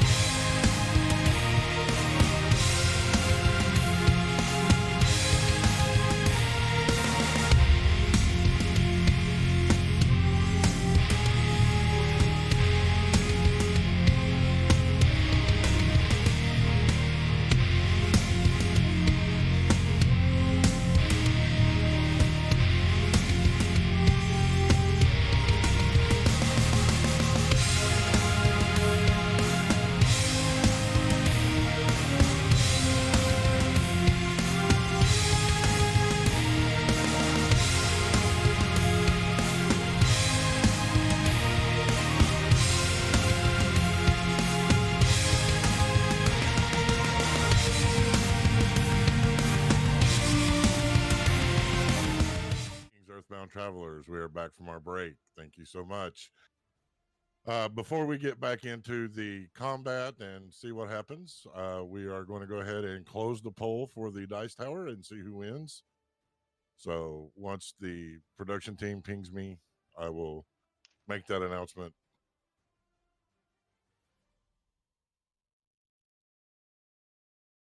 Brent Zorish, you won the dice tower from Eggles Woodstuffs. Awesome. Email John at levelupdice.net with your shipping information, and we will get that sent out to you. All right. So last giveaway is the D6 puck dice. They are a beautiful set from Level Up Dice. They come in this magnetic case with our logo. They are aluminum. They are red. They are gorgeous. So make sure you get your entry in for that one. If we can go ahead and take that live. It is up and running. So now let's get back into the fun stuff. The Snarkle Snatch has its turn for combat. One of its tentacles having been destroyed by the flaming axe of the werebear. It will now take its turns. Eliana, this one will come swinging at you. All right. That is a 15. That will miss. All right. Let's roll the dice to see who this one goes after. This one will come after you, Chris.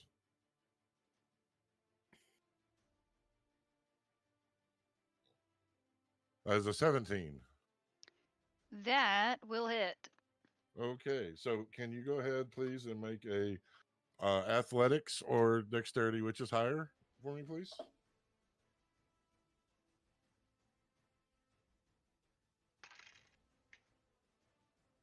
That is a 21.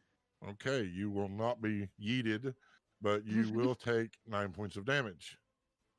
The one that is on fire. Do you want to roll that d6 or do you want me to? You go ahead, please. Alrighty. Oop, that one fell. New one. That is 3 points of damage. As long as it does not pass the save.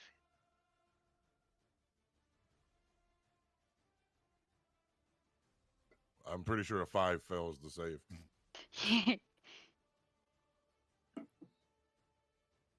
Okay, it will now swing at you.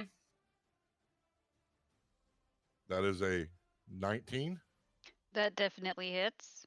Please make another athletics or dexterity, whichever you made last time. That is a 12. That will not pass. Please, you will take 10 points of damage, and I need you to roll a 1d4 and 1d100. D4 was a 1. And an 11 on the D100.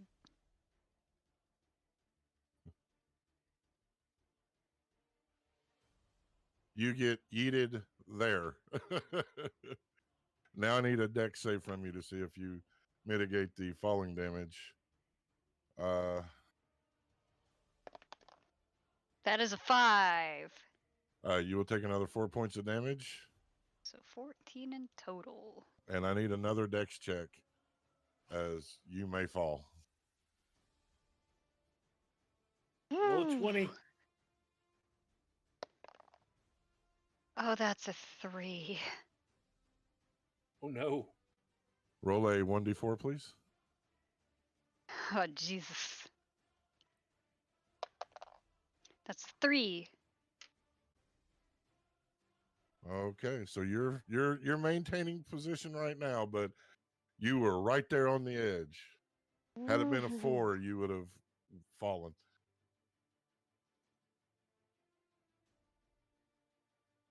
All Stop right. misbehaving. You have gotten attention, Bayanor. That is a nat 20. I need either an athletics or a dex saving throw, please.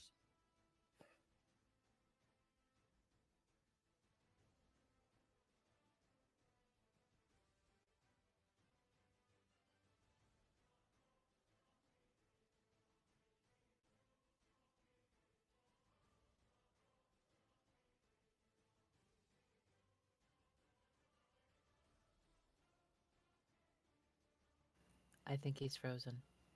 I think he is too. Mm. We will come back to him. He's moving.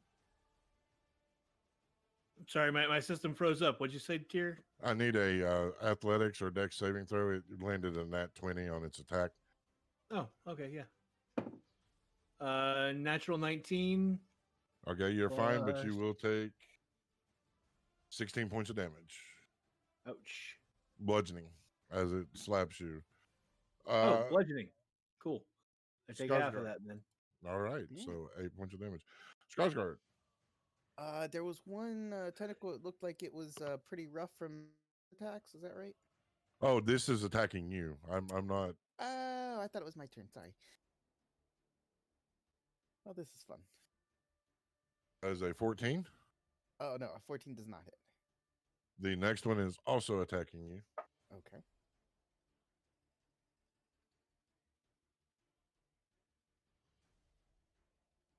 That is a 2.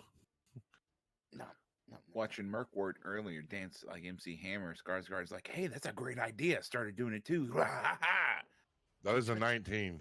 Oh no, that hits. And then he tripped. You know the drill. Athletics or dexterity. Yep. Apparently he tripped hard. I got 9. 1d4 and a 1d100.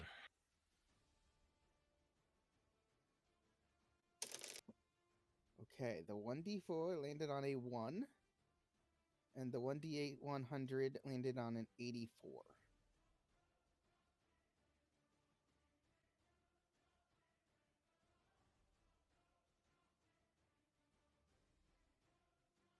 Okay, make one more dex to see if you mitigate the falling damage.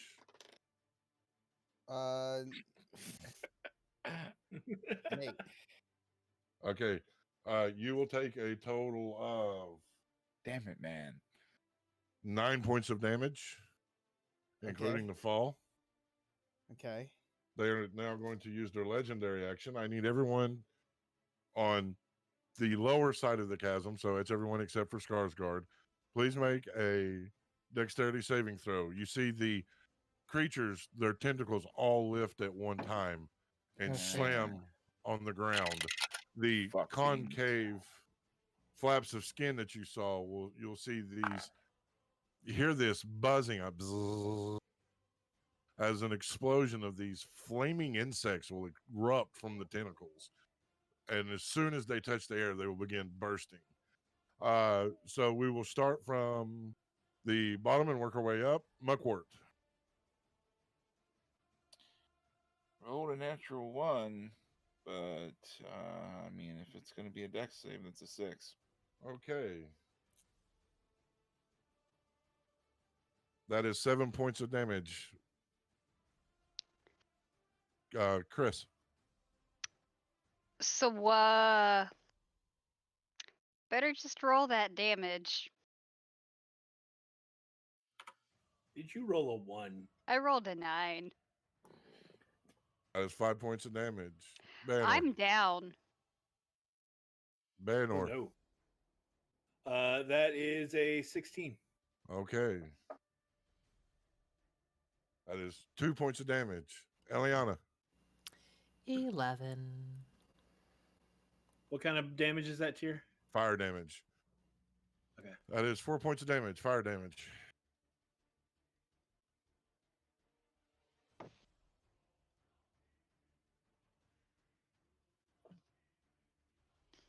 All right, Skarsgård. Yes. Oh, is it my It's turn? your now? turn. Oh, okay. Whew. Was there one tentacle that looked like it was ragged that Eliana was on? Or Yes, there is. It would be. Let me find my pointer option here. This one right here. Okay. Okay. Yeah, we're gonna shoot that one with a crossbow. But not that die. That die just rolled a 1. So we'll go back to this other one that I yeeted earlier. Hopefully it's recharged. You are just within range. Oh, I didn't even check that. Okay, good. I am in range. That's good. I did get a 24 to attack. That will hit. Do some damage. That is the power of a yeet. It is 12 piercing and 3 fire. Okay. You will hear a rumbling screech as this tentacle bursts into flames, part of it falling away. Those of you close will see that where the flame was, it will begin to turn gray and wither. That will bring up Muckwort. Considering where Chris's placement is on the map in regards to where I am on this bridge side, did I see them go down? Give me a perception check.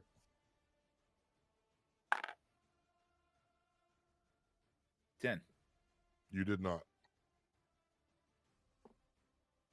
Okay. Seeing that I didn't see him go down, I'm gonna think everything's still in Stibby Stab Town. So let's go ahead and go for the one in front of me again.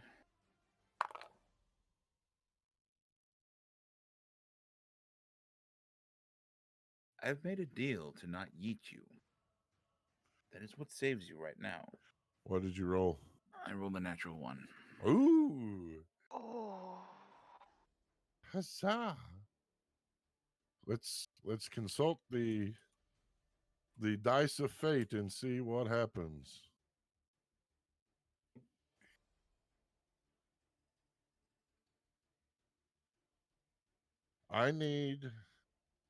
We're going to call this a are you lucky check.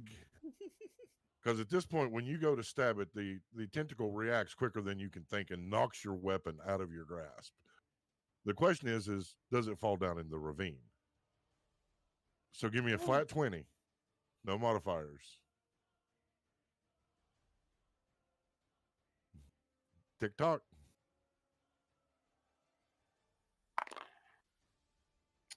9.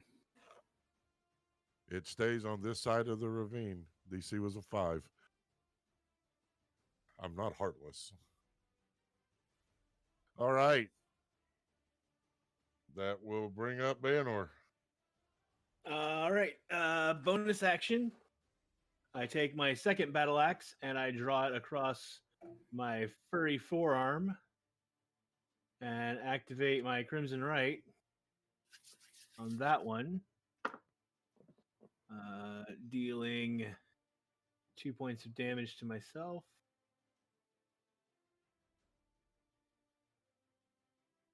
And then I am going to attack the tentacle nearest to me with the flaming battle axe. That is a miss. That's a 5 plus 7 is 12. That will miss. Eliana, you're up. Did Ellie see where Chris landed and that he's down? Yes. All right. Then she's going to try something that might be dumb. Ellie's going to use her Misty Step bonus action to get to where Chris is without having to go around or through the tentacles. And trusting her slippers of spider climbing to help her cling to the stone so she can get hold of him.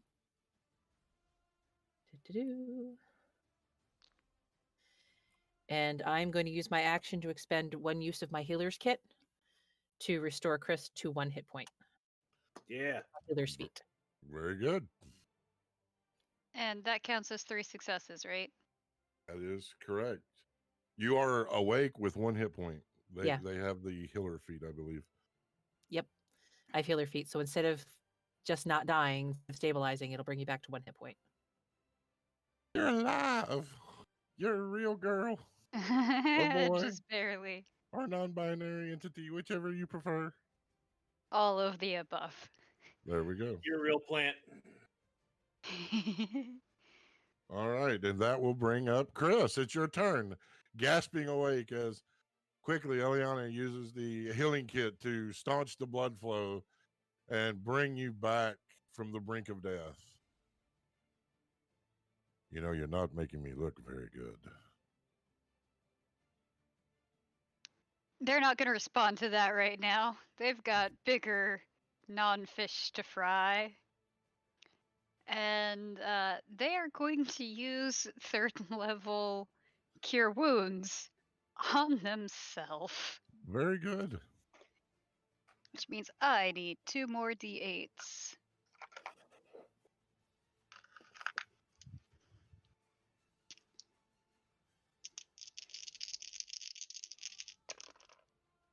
Alrighty, that is 14 points back. Yay! All right. Any bonus actions? No, and by the way, the tentacle is not on fire anymore because getting hit like that and also almost dying definitely broke Chris's concentration. All righty. The flame extinguishing, but you are alive to tell the tale. It is now the monster's turn. Smelling the pheromones where you had been ingested, 2 of the tentacles come flying at you.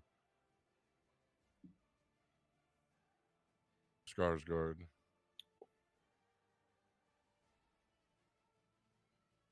I'm assuming an 8 will miss.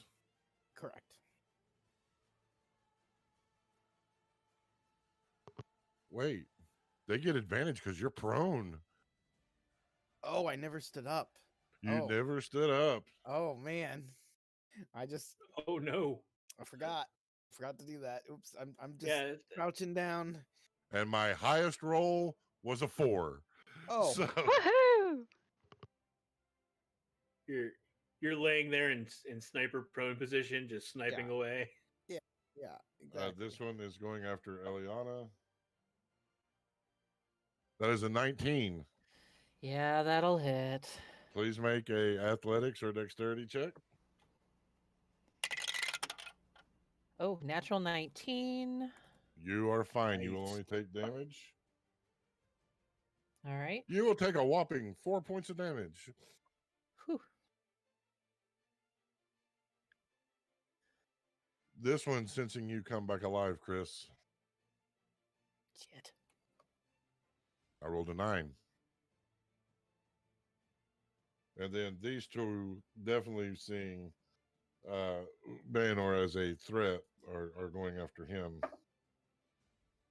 All right. That's an 18. That just hits, yeah. Okay, so I need a strength or athletics or dexterity saving throw, please. Okay, now I have to ask a question Yes, because I have the funky rules like usual. of course. So it's trying to throw me, right? It is. I don't know that this counts, but it's worth a check. I have advantage on athletics checks for if you are attempting to climb a sheer or slippery surface, avoid hazards while scaling a wall, or cling to a surface while something is trying to knock you off. As a 900-pound bear, can All I right. be attempting to cling to the ground and not be thrown? This is what I'm going to do. Roll a d20. If it's 15 or higher. It's not. Okay. It's a So, nope. Normal saving throw, please. All right. Now I roll a 16, though. My athletics is +5, so that's 21. You're good. You will only take 7 points of bludgeoning divided half that to 3 points Half of of that. bludgeoning. 3 points of bludgeoning. All right. And the second attack?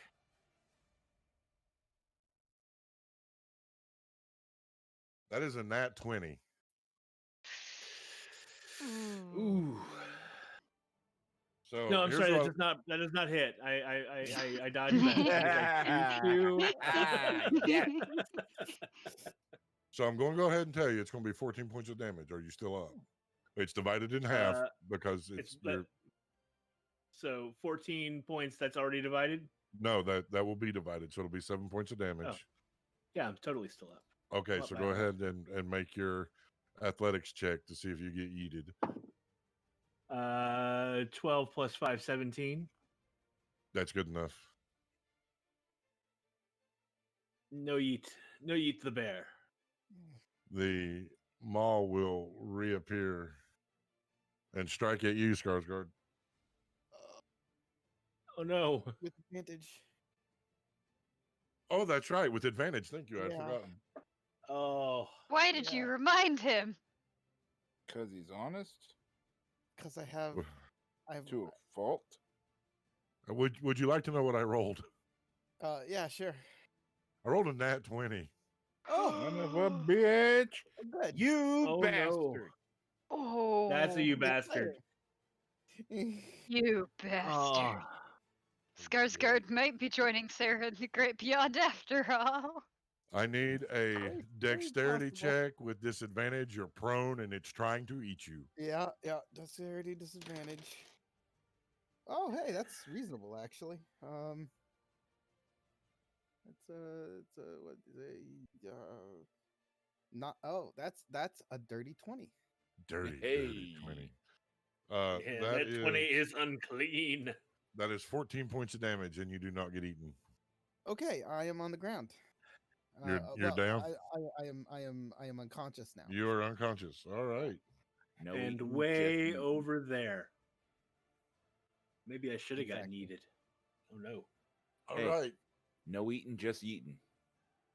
All right. So, Skarsgård, it is your turn. Please make a Oh. death saving throw. D20, you need a 10 or higher to pass. I got a 16. That is a success. Yeah. One success. Excellent. Yes.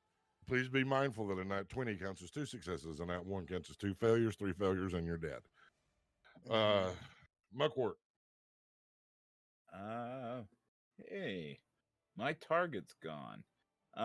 So since the tentacle that I have been playing Stibbity Stab with is gone, he will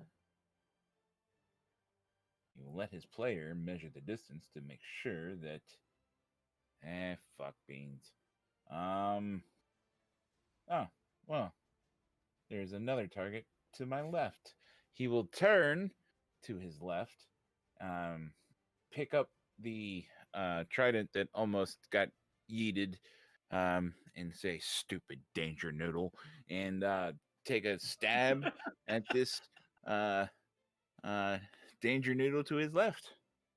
I love DMing this group. I just want that to be said. I think I should get Stibbity Stab copyrighted though. Yeah, You so coming from a brand. he's gonna have to give you royalties on that. That or just send him a cease and desist. Hey, it's Written all in fine. crayon. Just think of it. My words are spreading the love of the Stibbity Stab to where you are not only going to have the love, it is going to be shared with as many. Will take a Stibbity Stab. And since we've kind of chit-chatted about it, yeah, I failed the Stibbity Stab. What'd you roll? That's a 10. All righty. Banor. All right. I'm going to continue to chippity chop. No, it's not workshopping. Yes. I'm workshopping it. It's not working yet. At the tentacle directly in front of me. So I will take my first attack. That is a 12 plus 7 for 19. That will hit. So that will be 2 plus 7 is 9 plus 2 points of fire damage, so 11. Okay. Bonus attack with the second battle axe. That is a 17 plus 7. That will hit. 24. for that's a 6 plus 6 is 12 plus 2 is 14. That tentacle looks messed up. It's still withering, wiggling and tentacle things, but it looks like it's just barely hanging on. Eliana, All right. I'm saying nope to that rope. Very Mhm. sadly, Ellie is way too far out of range to try to help Skarsgård. Seeing where they are, she and Chris are on this ledge. Can she try to hold on to Chris? No, too big a risk of dropping him. She's going to try and get the tentacles' attention and use her slippers of spider climbing to kind of run across the edge of the ledge, trying to draw their attention away from Chris. okay, give me a performance check. Alrighty then. I think I've got a +0 on performance. I do. 8. Ooh. So I rolled an 18 on my concentration, so nope, they're still focused on Chris. they're still focused on you and Chris. But you please go ahead, token whichever way you were going to run. Oop, what's that? Oh, I see what happened. Oop, hold on, grab the wrong thing. Let's gotta bring her up to about here.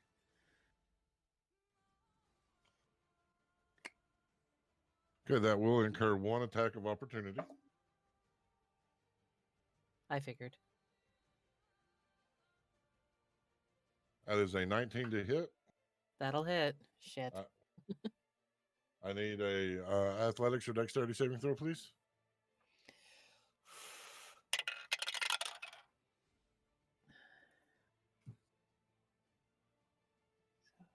17. 17. That will keep you upright, and you will take 4 points of damage because I'm rolling like hell. All right. All right, Chris, you're up. Sorry, Chris, I tried. You're all good. Wait. Object interaction, activating your boots. Movement. You still have an attack, Eliana. Ah, okay. Alrighty then. Because I'm counting the trying to get the attention as a bonus action. Okay.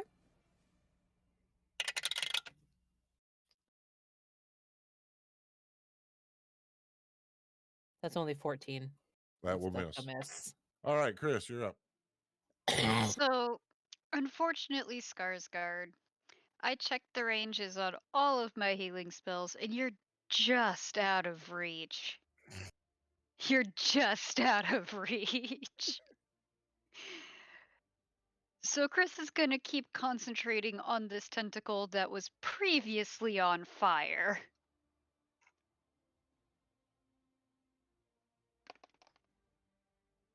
I can already tell that's gonna miss. 7, 9, 10. That's a 14. That will miss. You're making me look bad. Stop it. No bonus actions. You're not going to heal yourself? Healing word's a bonus action spell. That is true. You know what? Yeah, I'll use first level healing word for that.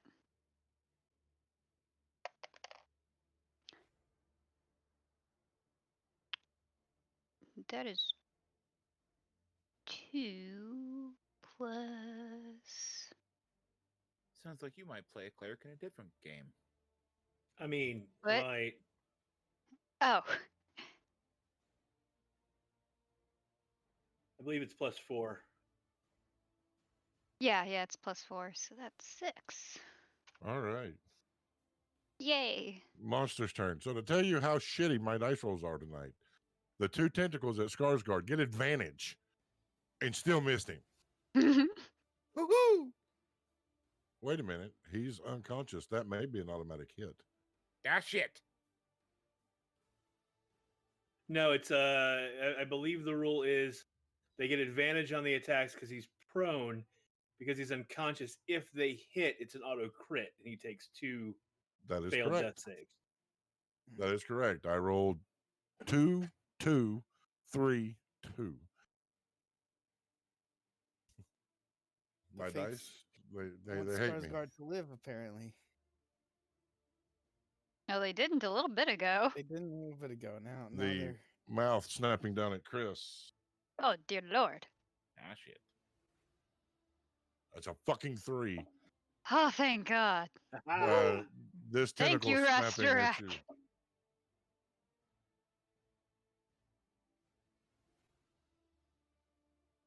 Okay, so I rolled another 3, and then I rolled a 6 to hit you, Eliana. Thankfully, that misses. Muckwort, this one's coming over to attack you. Hey, I bet you that this one is probably the one that you don't roll like shit on. Just thinking, probably. 18. Imagine that. Yes, it hits me. 1d4. Are you saying I'm rigging my dice rolls? No. I think he's saying he's having crap luck. That would be a 3. We'll roll a 1d4 and 1d100. So, well, the 3 was on the D4, and then No. You got to make an athletics or a dexterity saving throw. Oh, to see if you get yeeted. You definitely don't make your saving throws on a D4. no. Athletics or a what? Dexterity. Yeah, I'm gonna go with athletics. That would be what's the word? Bad. Hey, look at that. That's a sexy 20. That's a nat 20 plus 4. That's 24. All right, so you'll take 8 points of damage, but you don't get yeeted. Okay. Still roll that 100 though. Nope. Oh. Bayanor, I believe the 100 is. Sorry, go ahead. 17. That meets. So yes. Okay, so please make your athletics. I'm assuming you're doing athletics. Yes. 18 plus 5. Okay, you take 4 points of damage. So I take 2 points of damage. Yep. Cool. Now I gotta see. I was gonna say, Ben, I think the D100 is how many feet you get thrown by the tentacle, which is why 67 was such an important number before, because any shorter than that, and Dan would have wound up in the chasm. All right. That is the monster's turn. Skarsgård, I need a death saving throw, please. Remember, you need a 10 or above. Below that is a failure. Roll a 20.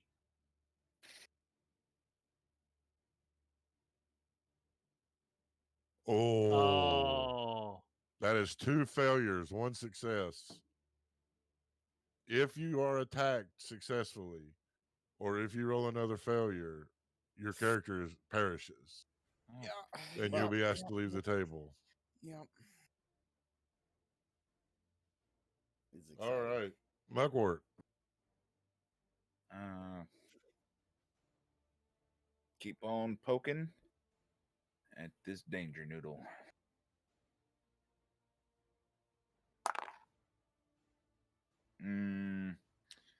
That there's a slippery noodle. That's 9. That will miss.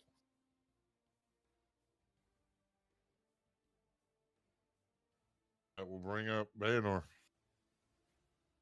All right, I'm gonna take another at the tentacle in front of me. 18 plus 7. That will hit. For 5 plus 6 is 11, and 4 points of fire, so that'll be 15 total. Okay. Give me an insight check right quick.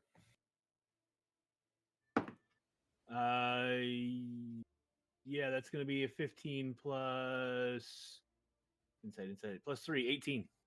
So the thing you notice after digging your axe into this tentacle and it severing is it feels like your axe is doing normally what your axe would do. You've used it long enough. But it looks like the fire's doing more than what it should be.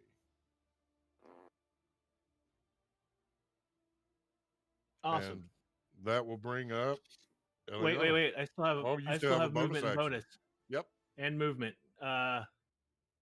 Sorry, got carried away So there. no worries.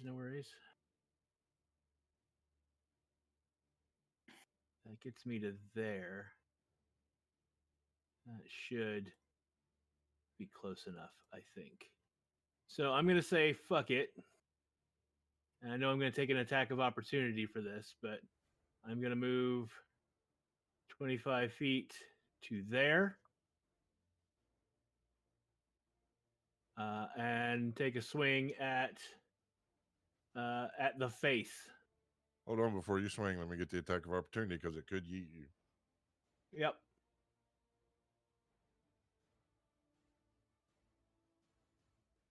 That is an 18. That hits. Please make your athletics check. Ooh, that's a 9 plus 5. So 14. Does not pass. Please roll a 1d4 followed by a 1d100. 3. Okay. And 17.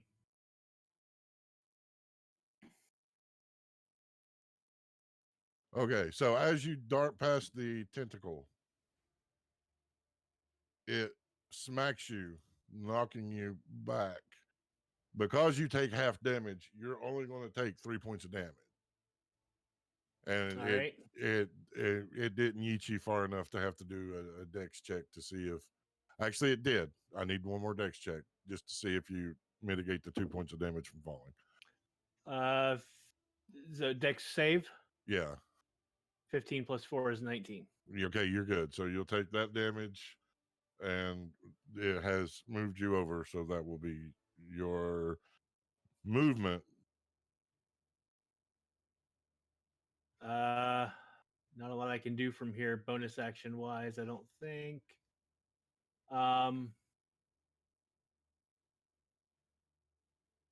Actually, yeah. What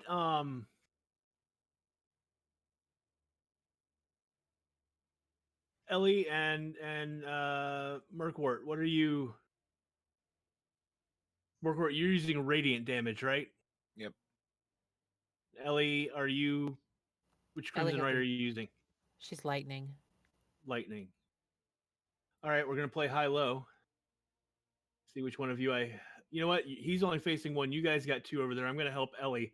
I am going to. I'm gonna burn my blood maledict. And I'm going to empower it for 1 point of damage. And all right, so this is Curse of Exposure. When a creature you can see within 30 feet is hit by an attack or spell. Oh wait, no, I'm sorry. That's a reaction. I can't do that as a bonus action. Never mind. I take that back. I will save that for a reaction in a minute. Then, yeah, I guess I don't have a bonus action then, so I'm good. That's the end of my turn. All right. That will bring up Eliana.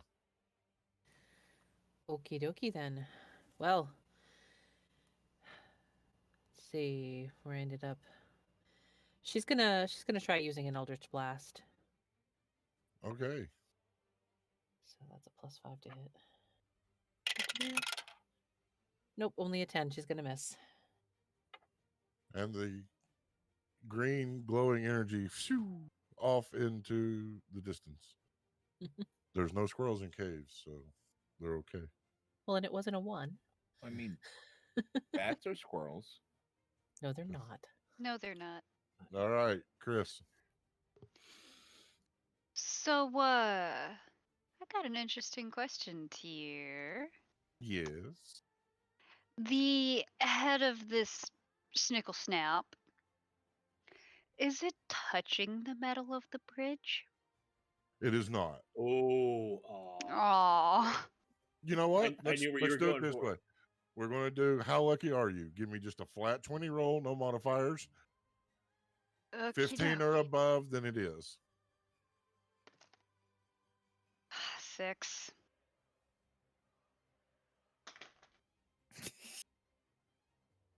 Now I'm coming for your brand. uh, So many cease and desist letters are going to show up. well, there was my cool idea. In that case, Chris is just going to keep swinging at this tentacle. What's been giving her all this trouble?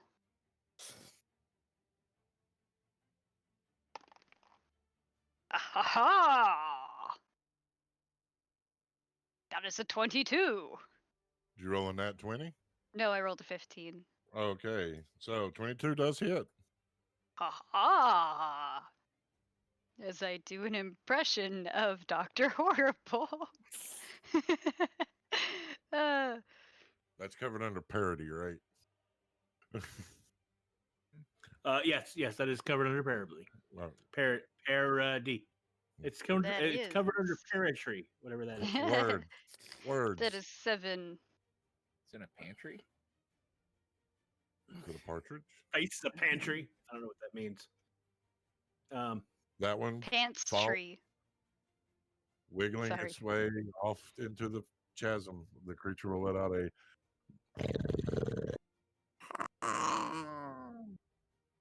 I get a feeling that I'm about to get tried to eaten again. I can words. Okay, that's your turn, right? Yep. All right. So I got to be fair about this. I know that as someone that has done heavy combat and been in melee situations, sometimes you change your focus to based on how you get hit. Suddenly the person in front of you is no longer important. So I'm going to make a Are You Lucky Skarsgård roll to see if, based on the amount of damage that is taken, if it will ignore you and go after the source of its pain. And now I would roll a nat 20. So Oh. keeping its concentration on me? No, it's going Oh. after. It's going after. Okay. Yep. Bring it. Bring me all them tentacles. The head will snap at you, Chris.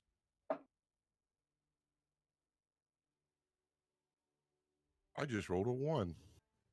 Yay! Yeah. So let's see what. All its teeth fall out. It drops its teeth.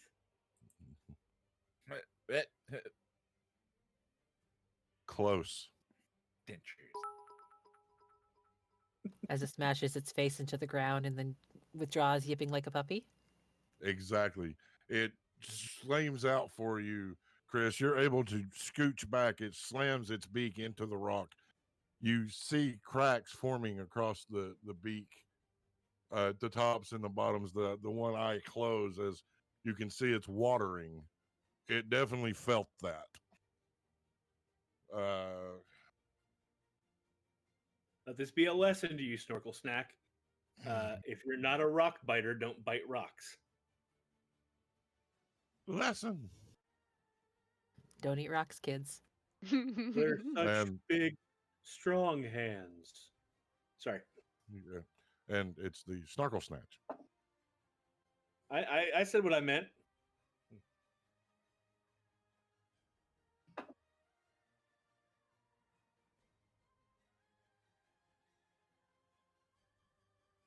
All the other tentacles miss. Skarsgård. So look at me, sir, before you roll that. Mhm. You have 2 failures. Yep. 1 success. Yep. If that is below a 10, Skarsgård is dead. Yep. Come on, you can do it, Dan. Roll a 20. Get that money. 13. That's a success. So it's 2 and 2. Yep. It's 2 and 2, bottom of the ninth. So, yeah, things are getting interesting. The full count. If only you were 10 feet closer. Right? You know, if we could get that monster's face off the front of the bridge, you could run out there and be within range. But you got to get his head to move. Okay, that will bring up Muckwort. I want this stupid danger noodle in front of me to die. Die, damn you, danger noodle. Hey, Ben. Yes. Roll a 20. No. Oh, yes. Oh, yes, I will roll a 20. That is what I will do. I know what you were trying to do, and thank you for doing what you did instead, sir. 20, 20, 20, 20, What I meant 20. to say was What is it, like a 13? Does that hit? No, Fuck beans. but it wasn't a 1. No, it was not a 1, sir. All right, there. all right. Eeny, meeny, miny. Hey, Mo. They hit the one on the left first with my flaming battle axe. I'm going to speak. I'm going to yell out. It seems vulnerable to flames, and I'm going to hit it again. That's an 11 plus 7 is an 18. That will hit. That will do 7 plus 7 is 14 plus, that's the wrong die. Why did I roll a d10? Plus 2 fire damage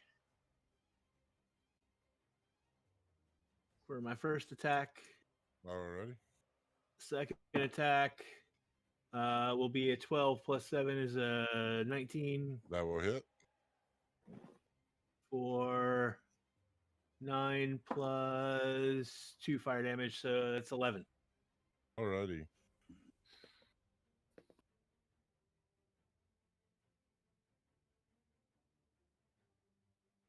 That one is gone. And then that will bring up Eliana. So, just so you know, because I know people may be keeping track of hit points and stuff at home. At the top of every round after the monster's turn, I roll a die. I'm not saying which one, but that's how much extra fire damage the creature takes. I rolled a really high number this time, and I know you guys won't metagame because not all of you have fire. So, Eliana. All right. Well, she's going to step in and try to hit it with her sword. Unnatural 20. That misses. Hey, if Locke can dodge nat 20s, the monster. No. Good It's job. not a nat. It's an unnatural. Oh, unnatural. I thought you said natural 20. I'm No, sorry. I said unnatural. Sorry, I'm stuffy. I know my voice isn't that clear. It's a dirty 20. All right, so that is 9 points of damage from the sword and 3 points of lightning. That will finish off that tentacle. Good job. Excellent. Creature is using its last legendary action to interrupt the order of initiative. Is that a spell? No. Okay. It is chomping at you, Chris. Bring it on. 17. That hits.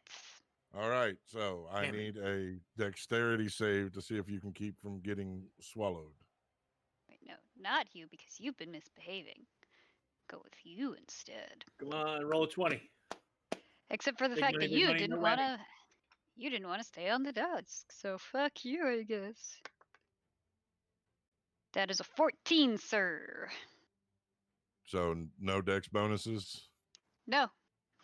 You are swallowed. You will take 7 points of damage. Oofy. You are restrained. You can only do you can use whatever is in your hand to attack. But your movement speed is 0 and you are you have dark vision, so you can kind of see as you are slowly being sucked down its gullet. Alrighty. Which where it interrupted initiative, it is now your turn. Alright then. Gonna bonus action, casting Searing Smite again. And I'm gonna swing with the mace. As my action, because I don't got no movement.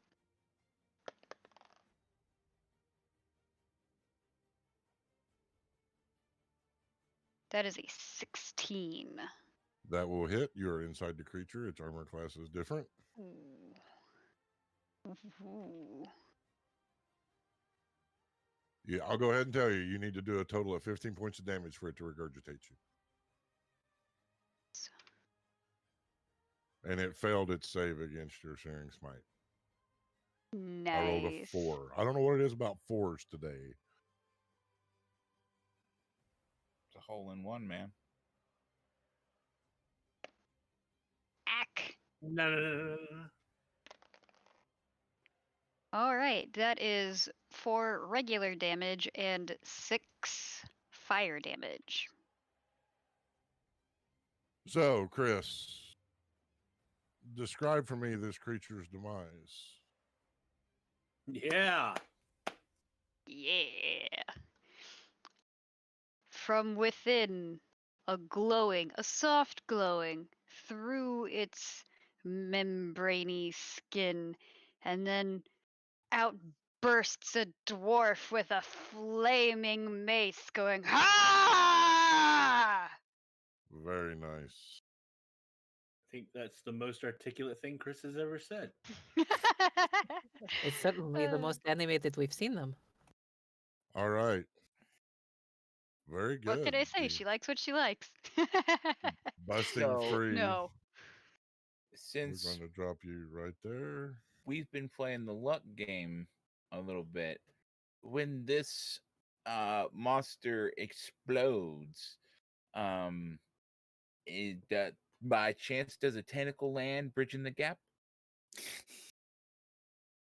Roll a d20. Man. I'll give you a chance. You need a 16 or higher for the head of the creature to land to bridge the gap.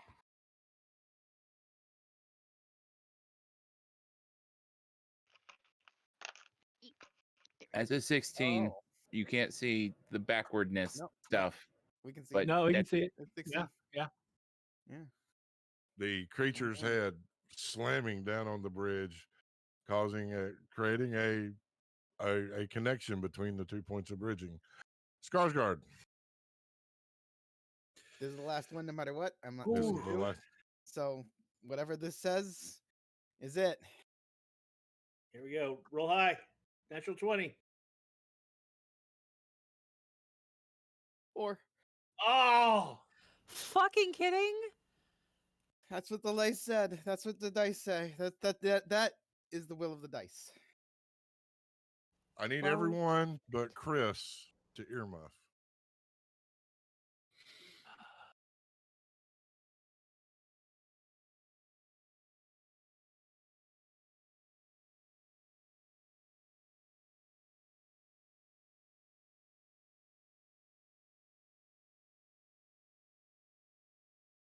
I'm looking through your spell list right quick. Yeah, I don't think she has prepared what she would need.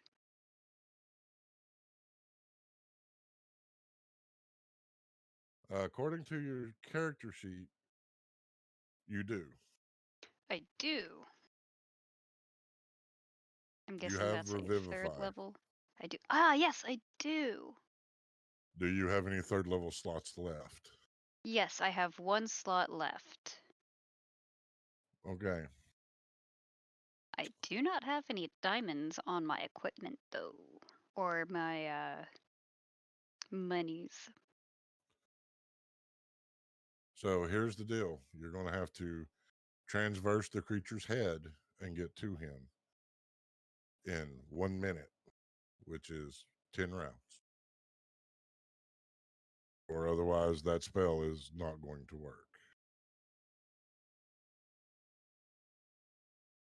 What is the distance I'm at right now? But you hear a voice, that voice that constantly follows you around. You can do this. You can bring glory to me. You can. Yes. I will help. Roll a D100 for me. Alrighty, let's hope this goes better than the last time. That is a 58. Okay. Anything before I bring you back? Or bring them back?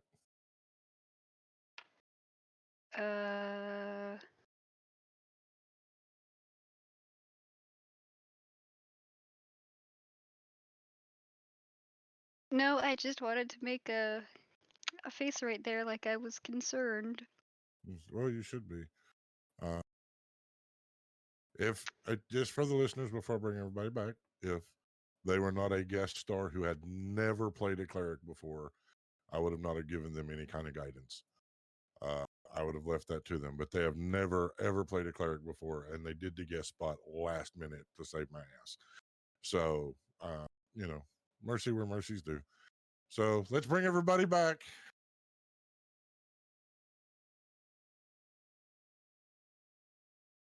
Okay, first, Skarsgård. Mm-hmm. You're tired. It's been a long, long journey. It has been just absolutely exhausting. It would feel so good to just close your eyes and rest. And that's what you do. You close your eyes, drifting. The world fading away. You find yourself home. You're there before the scales, the money piles high. Your coffers even larger. Looking at the ledger, it's quadruple the last amount that you remember putting in. Your family is there. You are happy. You are at peace. You have a flicker of remembrance for a life that once was, but that was just a dream. You have always been here. You have always been in this place. You have always been here counting money. Because after all, that's what makes you happy. That's what makes the world go round. To the rest of you, the monster slain, the head falling with a bit of luck, bridging the gap across the bridge. You can see the body of your comrade laying across the other side. Merkwort gives no fucks and runs across the head, not even waiting to check whatever. He just runs across the head trying to get to Skarsgård. I need a dexterity save for you, please, as you try to navigate this creature's head. Hey. Next check. 14. You fall. Where's my D6s?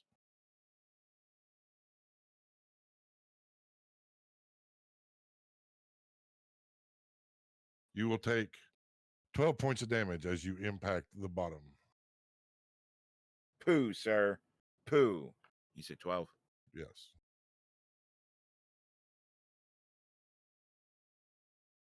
Bayanor, you're up, sir.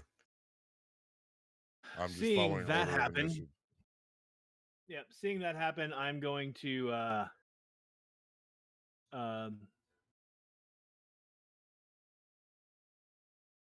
I pull out a piton and hammer it into the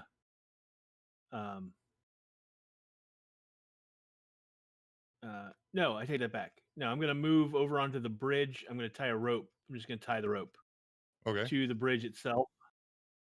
And then the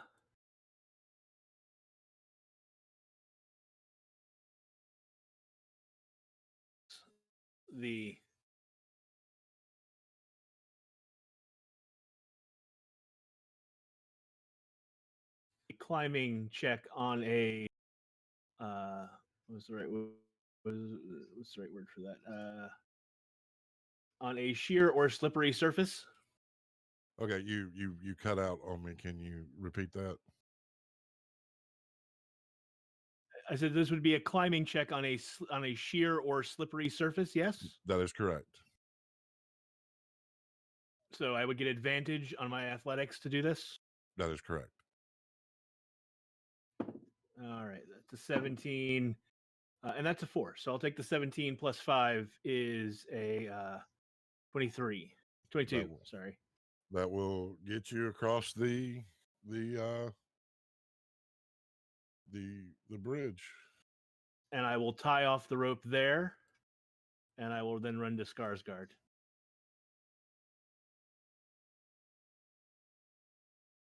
Okay, I'm going to say that you stop tying off the rope. That's where your turn will end, unless you have extra movement.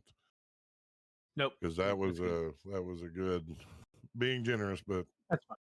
That's fine. Yeah, we're okay. Yeah, we're still in combat rounds then. You're still basically. I knew you were still going in Okay, I knew we were still going in order. I didn't realize if we were still in rounds or not. All right. Yeah, and the reason why is because there's a possibility of there's multiple possibilities of him being saved. Okay. But there's also a time limit against it, so it's easier just to do it this way. Absolutely. 100%. Eliana. All right. Well,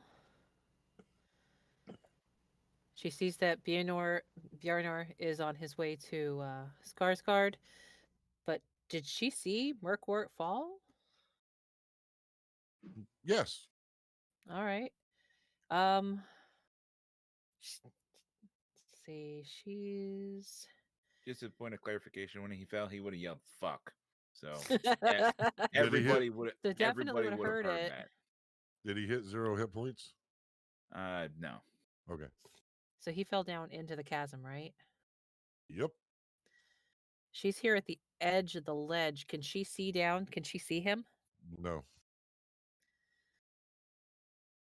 All right.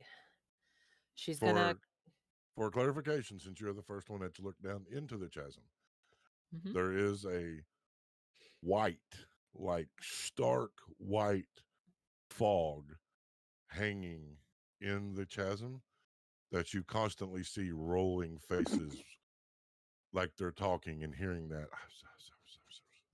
that whispering. All right. This cat is not helping.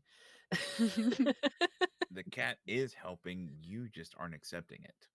I've got the dog on my feet under the desk and the cat on my lap. Because you're not allowed to go anywhere. Apparently. And apparently now I'm not allowed to write notes because now he's getting up on my notebook.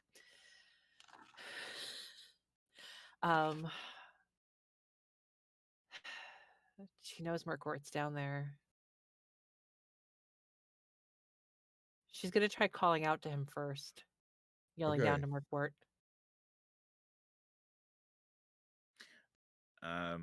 Give me a perception check with disadvantage, Murkwort. What is she calling? Asking if he's all right. And now I'm going to get the cat because he's playing with my dice. 13. You do not hear it. All right. Can she go ahead and use her movement to start walking down the side of the wall there? You may. Actually, before she climbs down, is there anything she can secure a rope to? You can use your movement to come over to the bridge and secure a rope there. And then on your next turn, begin your descent. That's fair. All right.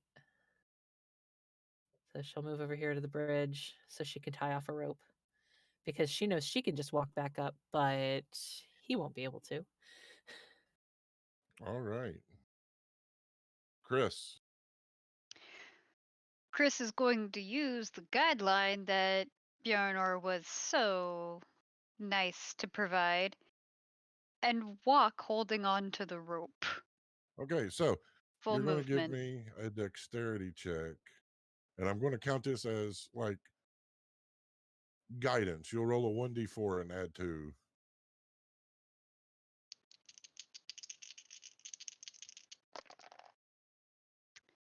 That is a 12 plus 4 is 16. You are able to make it across. Yay! I moved 25 feet. Without a yeet. Wait, where were you? I thought you were up here. Yeah, I thought I was up at the front too. Okay. Yeah, Chris was at the front of the bridge, and then during my turn, the token moved. I don't know. I didn't touch it. Sometimes it happens. It may have been me when I was trying to measure. I may have accidentally. Hey, it's free product. It's awesome. All right. Yeah. Skarsgård is dead. It's now Muckwork. I need an intelligence saving throw, please. As you're lying on your back on the ledge, looking over to your left, you see more of these white clouds beneath you. Looking up, you see them hovering right in your face, swirling constantly, becoming faces. 12. Oh, you fell. that is a failure. You, sir, Groovy. are in the throes of madness. And anything that comes near you, you must make a perception check to try to determine if it's a friend or an enemy.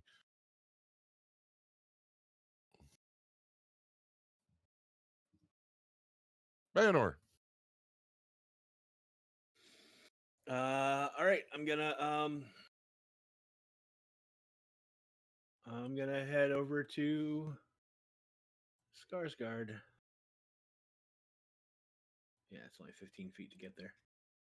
All right. And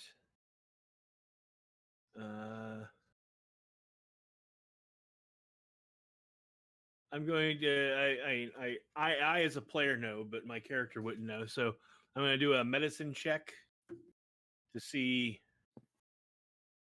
if giving him a potion would help. Okay. 14 plus 1, 15. You know that he is dead. Potion will not bring him back.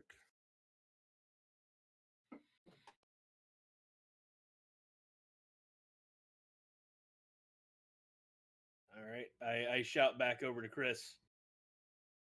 I can't help him. Hurry. Stupid money man with your. Why'd you go and get yeeted?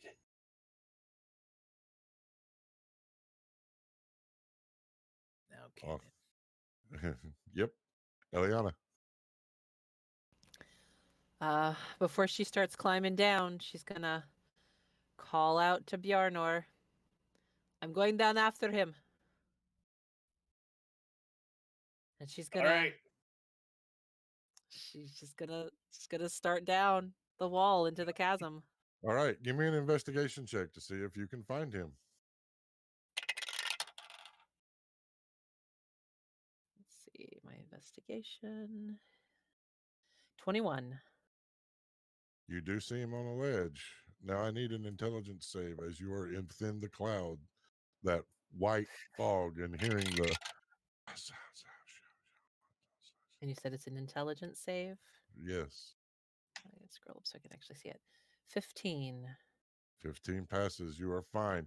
Muckwort, something is coming towards you. I need a perception check to see if you can determine whether it's friend or foe. I'll go ahead and tell you the DC before you roll. It's 10. Hey, I got a 16. You're able to tell that Eliana is coming towards you.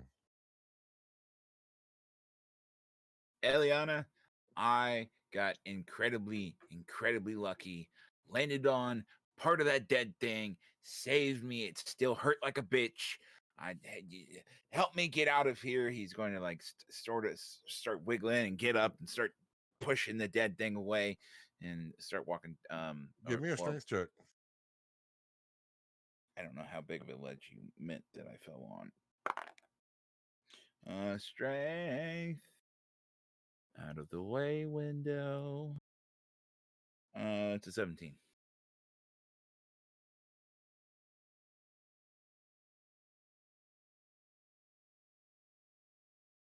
Pushing on the thing, the corpse will start making a sliding, sucking noise as it pushes away from the bridge, falling into the chasm. Well, it's a good thing I made it across. Yeah. Alrighty. Chris. I'm going to get the rest of the way to the boy who be needing my assistance.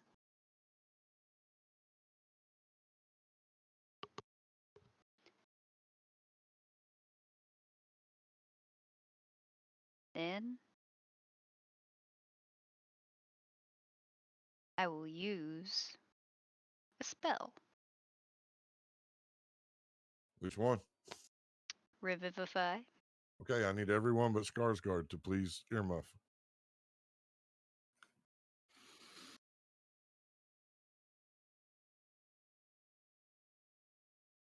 Skarsgård. The world flickers around you, fading.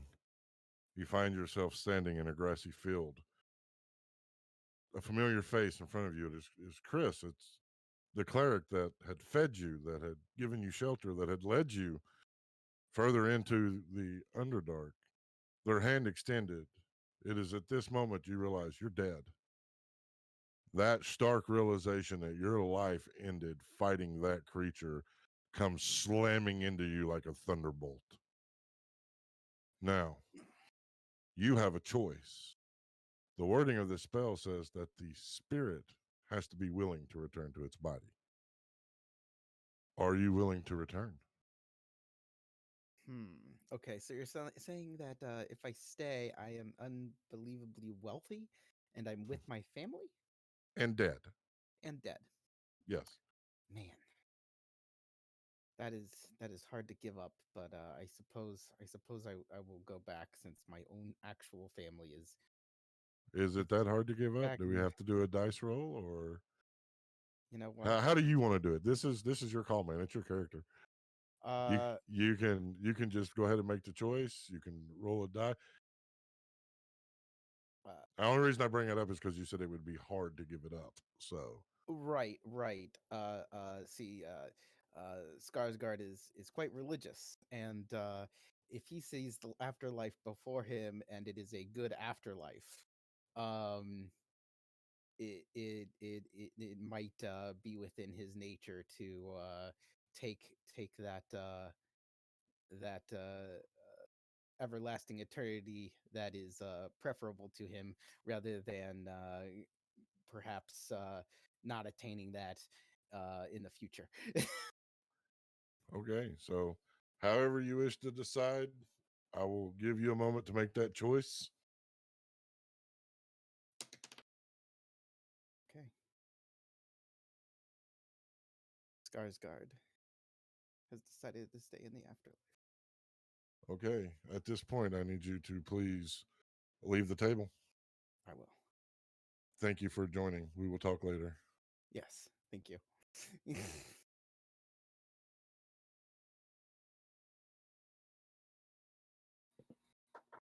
Chris. Hold on. Locke.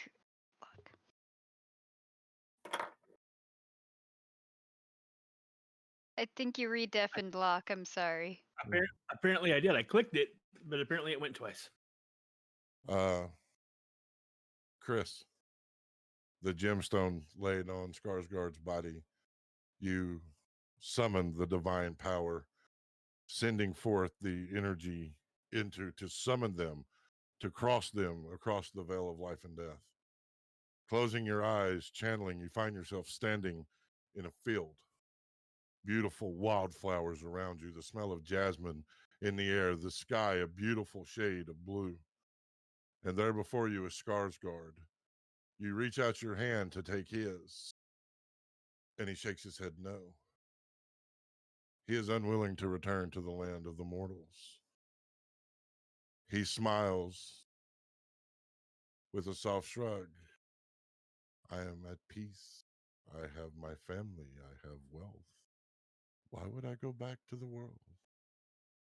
He will smile softly and turn, walking through the veil of eternity forever, snapping you back to be kneeling beside his body that is growing cold.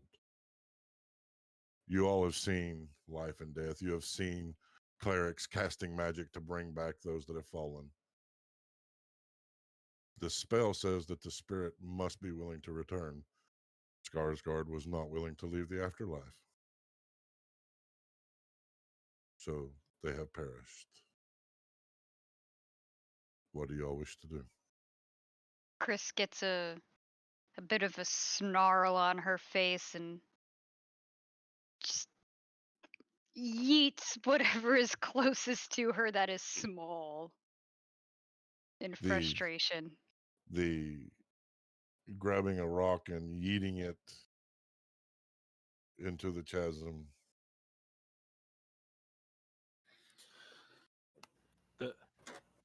The hell's wrong? Fix him. I can't. What do you mean you can't? He doesn't want to come back.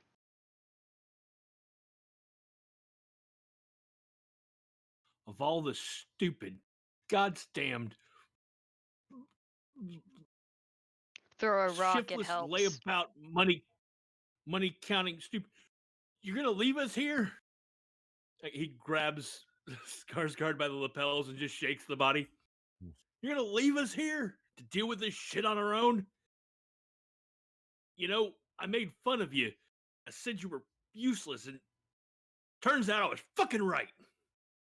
Gets up and just storms off. All right. Down in the chasm. Mm-hmm. Eliana, you can walk out. You have shoes of spider climbing. You have resisted the whispers. She'd like to tie the rope around Murkwart's waist if he will allow it. He nods. That way, if he falls, he's at least anchored. I can walk up, but you're going to have to climb. Okay. All right. Athletics check, Muckwort. The slippers of spider climbing have proven to be one of the best decisions I've made. 11. It's a rough climb, but you can make it out. You all find yourself standing on the opposite side of the bridge. You hear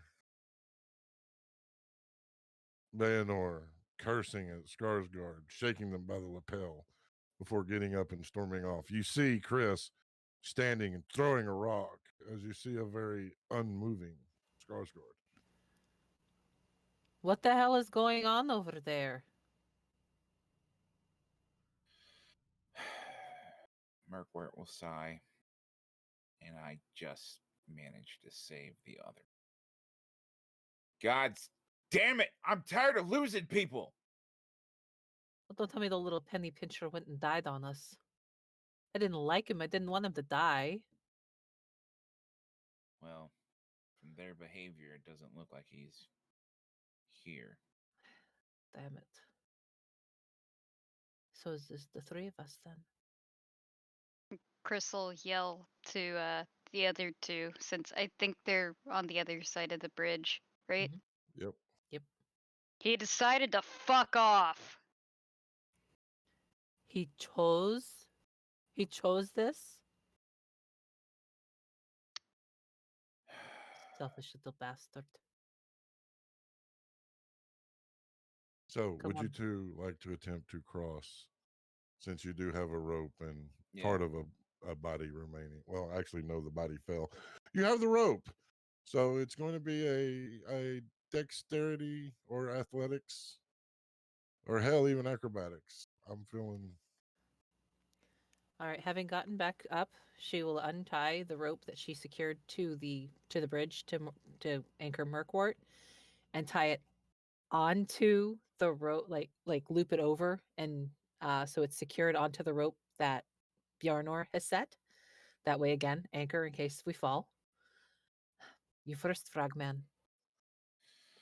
All right. He'll take the assistance with the rope and kind of just make sure everything's right so he can make this scuttle across. Okay, so roll a 1d4 and add it to whatever you rolled. I'm doing that as the assistance. Or no, she wouldn't have tied it onto the rope. She'd have tied it onto the bridge there. That way, it's Right. anchored.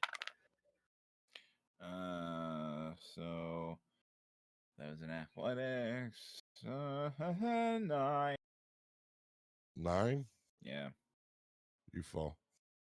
God. You are held, but you will need to take a turn or an Right action myself. to climb back up. Yep. Eliana. Well, he's on the rope, so Unless you Well, want to actually, take your he's action to steady off me. the rope. He fell. He's hanging by the rope that was right, but secured. he's on the anchoring rope. She's Right. not going to try to go across without that. You can try to help him up.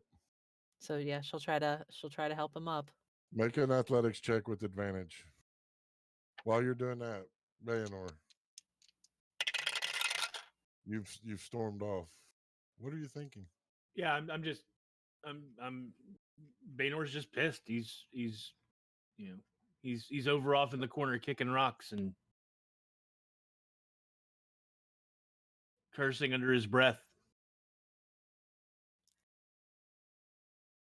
Chris, So there's what are you thinking? She's just stewing, thinking about if the world's in so much peril right now, and he was one of the only people who could save it, how much of a selfish prick he is to just decide to not help save the world. All right. Mugwort, what'd you get?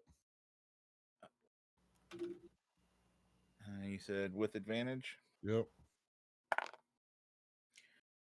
15? That'll get you up.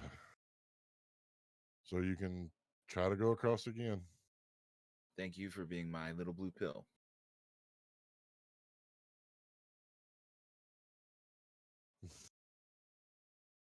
That is too far, sir.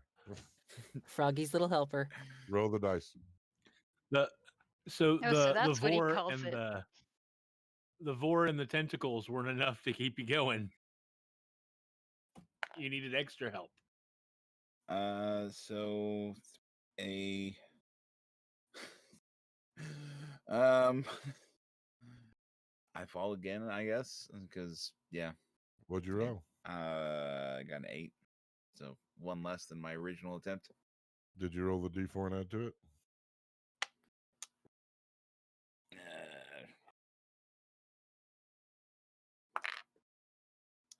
Okay, so one more. I have a 10.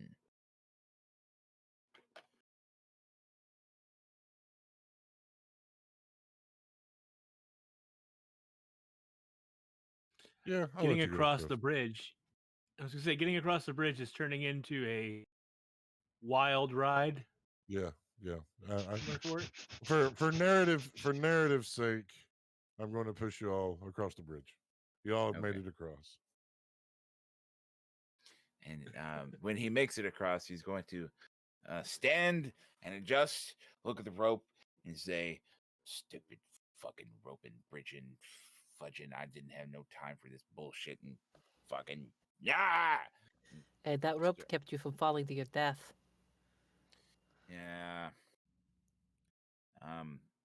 And he'll just make his way since he sees or hears one a rumbling and a stumbling. He's gonna make his way to follow after the werebear.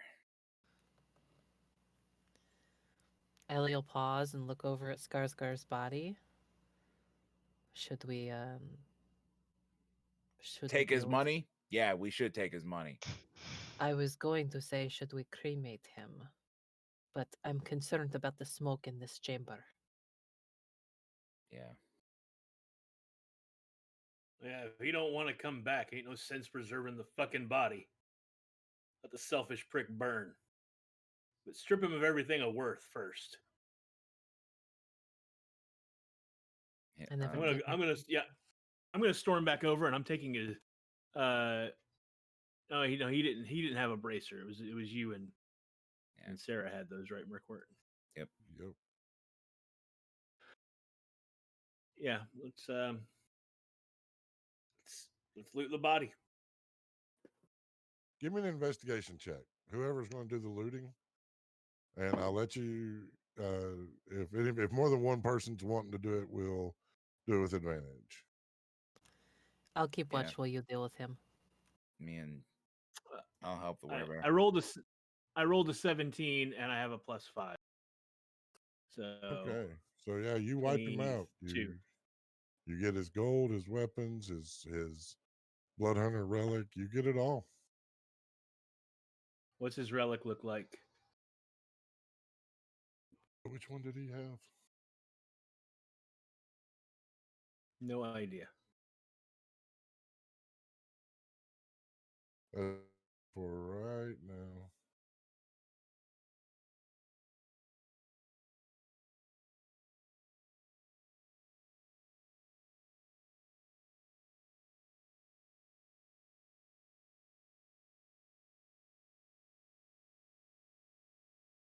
No, it's not on his sheet. I've got it. I'll get it to you because I know it was. I believe his was something that helped with health. So I'll get it to you at the end of the game. Okay. It wasn't on his sheet, and I made so many of the relics I can't keep track of who took what. Yeah. We'll divide those up amongst everybody. Same with his gold. All right. His crossbow. His crossbow is a +1. Is there anything special about his crossbow? It is. It's magical +1.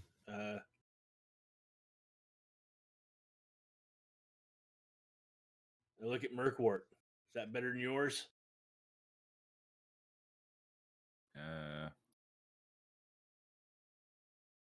No. Yeah. Your crossbow's not magical. Oh, yeah. Yeah, I'll take it. I'm giving too much help tonight. I need to shut up. I'm hyper, and so It's okay. Yeah. So yeah, you'll get us a list of what he's got, and we'll divide it amongst. We pass out stuff. Yep. I will drop that to you guys here in just a little bit. And then we set about burning the body. Body burnt. Just a note, Ellie will not accept anything that came off of Skarsgård. Okay.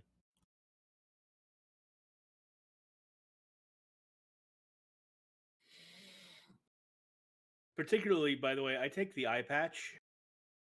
Okay. Just gonna take it as a reminder. I don't care about his hat or his coat or any of that shit, but so Merkwort takes the hat and wears the hat. Okay. Fancy frog. you might want to ditch the scales. Just saying. They have No. religious connotations, and if you're not of that No. particular sect, Right. your call. Yeah, all right then he'll ditch the scales. Throw it into the chasm. Eat it like it's a bad dice. Give me a strength check.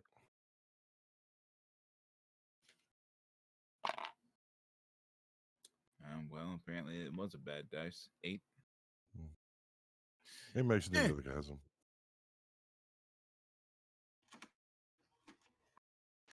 And he will adjust the hat and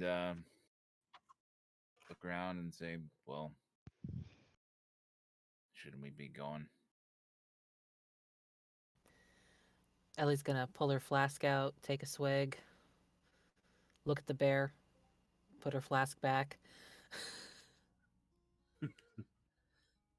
Yeah. Yeah, imagine doing all that, stripping the body and all that. It took about an hour, right? Yep. All right, so I revert back to normal. Well, if he's not a bear, she'll offer him a swig of rum. And he froze.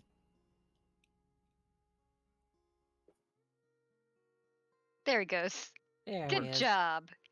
I take a drink happily. She'll put her flask back. Of all the selfish bullshit he's pulled. Refusing to come back and help us. Yeah, it kind of takes the cake, doesn't it? Whatever. I'm done with him. Come on, we need to get to Frenya. Yeah. How much further is it to Frena from here? Chris would Fear? know it's about a half a day. About a half day. The Could question is, probably use. will Chris accompany them or just point them in the direction? That is an interesting question. Because if Chris accompanies them, that means that this no longer becomes a guest spot. No, you can always part ways in. Okay. I'm not going to force you to keep playing. Maybe. Maybe. Do I have that kind of power? Chris, Who if you're playing from knows? Tyr's closet, just blink once. Kidding. 3. What does 3 mean? Oh God. Uh, yeah, she'll at least take them to it, because I mean, pointing them in the direction doesn't mean they'll get there. Okay. I could do with a nip myself, actually. Ellie Come will on, Will. take the flask back out and hold it out to Chris. We'll find an inn. We'll get stupid drunk. We'll get rooms.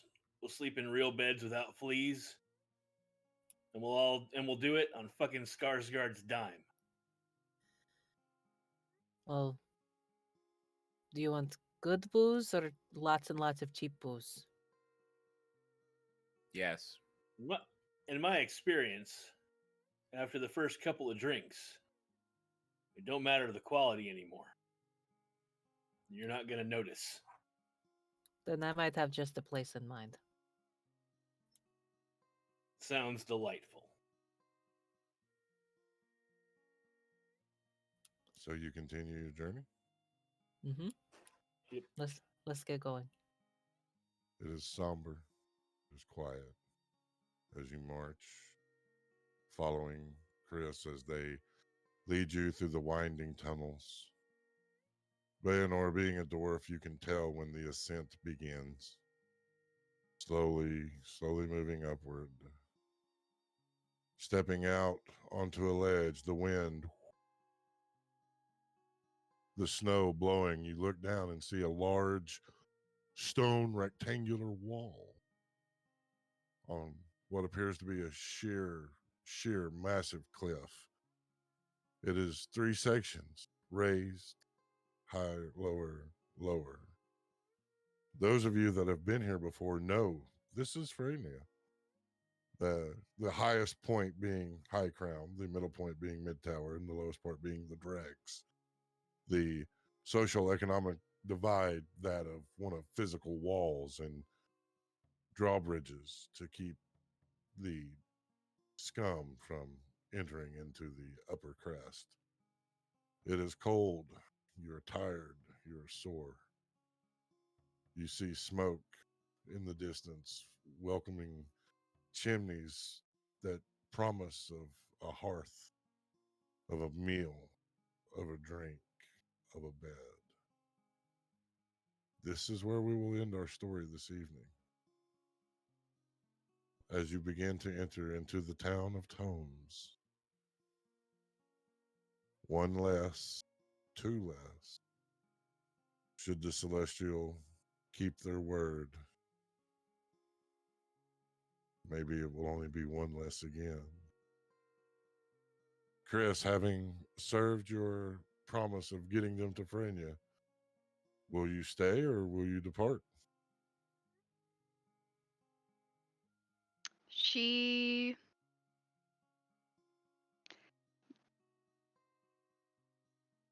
might do the one night in a proper bed, you know, try and get rid of her antisocial ways and talk up Rasterak to some randos a little bit, try to get him off their back, just a little. And then once that day is over and saying goodbye, they'll just go, "Don't come back now, you hear?" And then go back home. All righty. So, yes, this is where our story pauses until the next adventure. Thank you, everyone, for joining. We'll go ahead and have our production team end the final drawing and select a winner.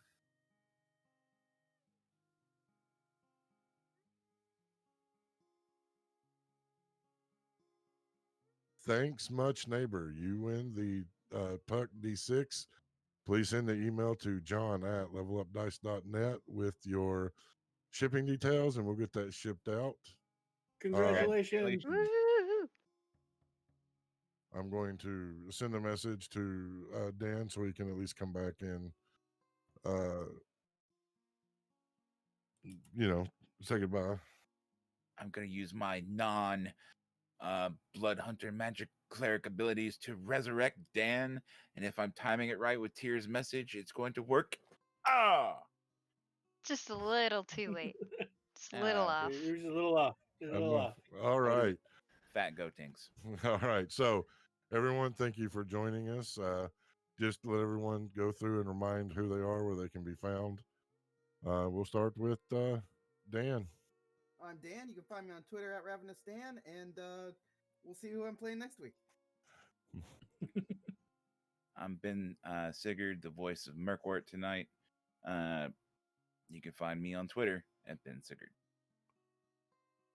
Hi, I'm Shelly, the voice of Chris Ironfist, or if you'd like to see me playing a more chipper character, Dandy Santhy Jelbin Gigglebox Monfrey on our stream tomorrow night at 8 p.m. Eastern Central Time.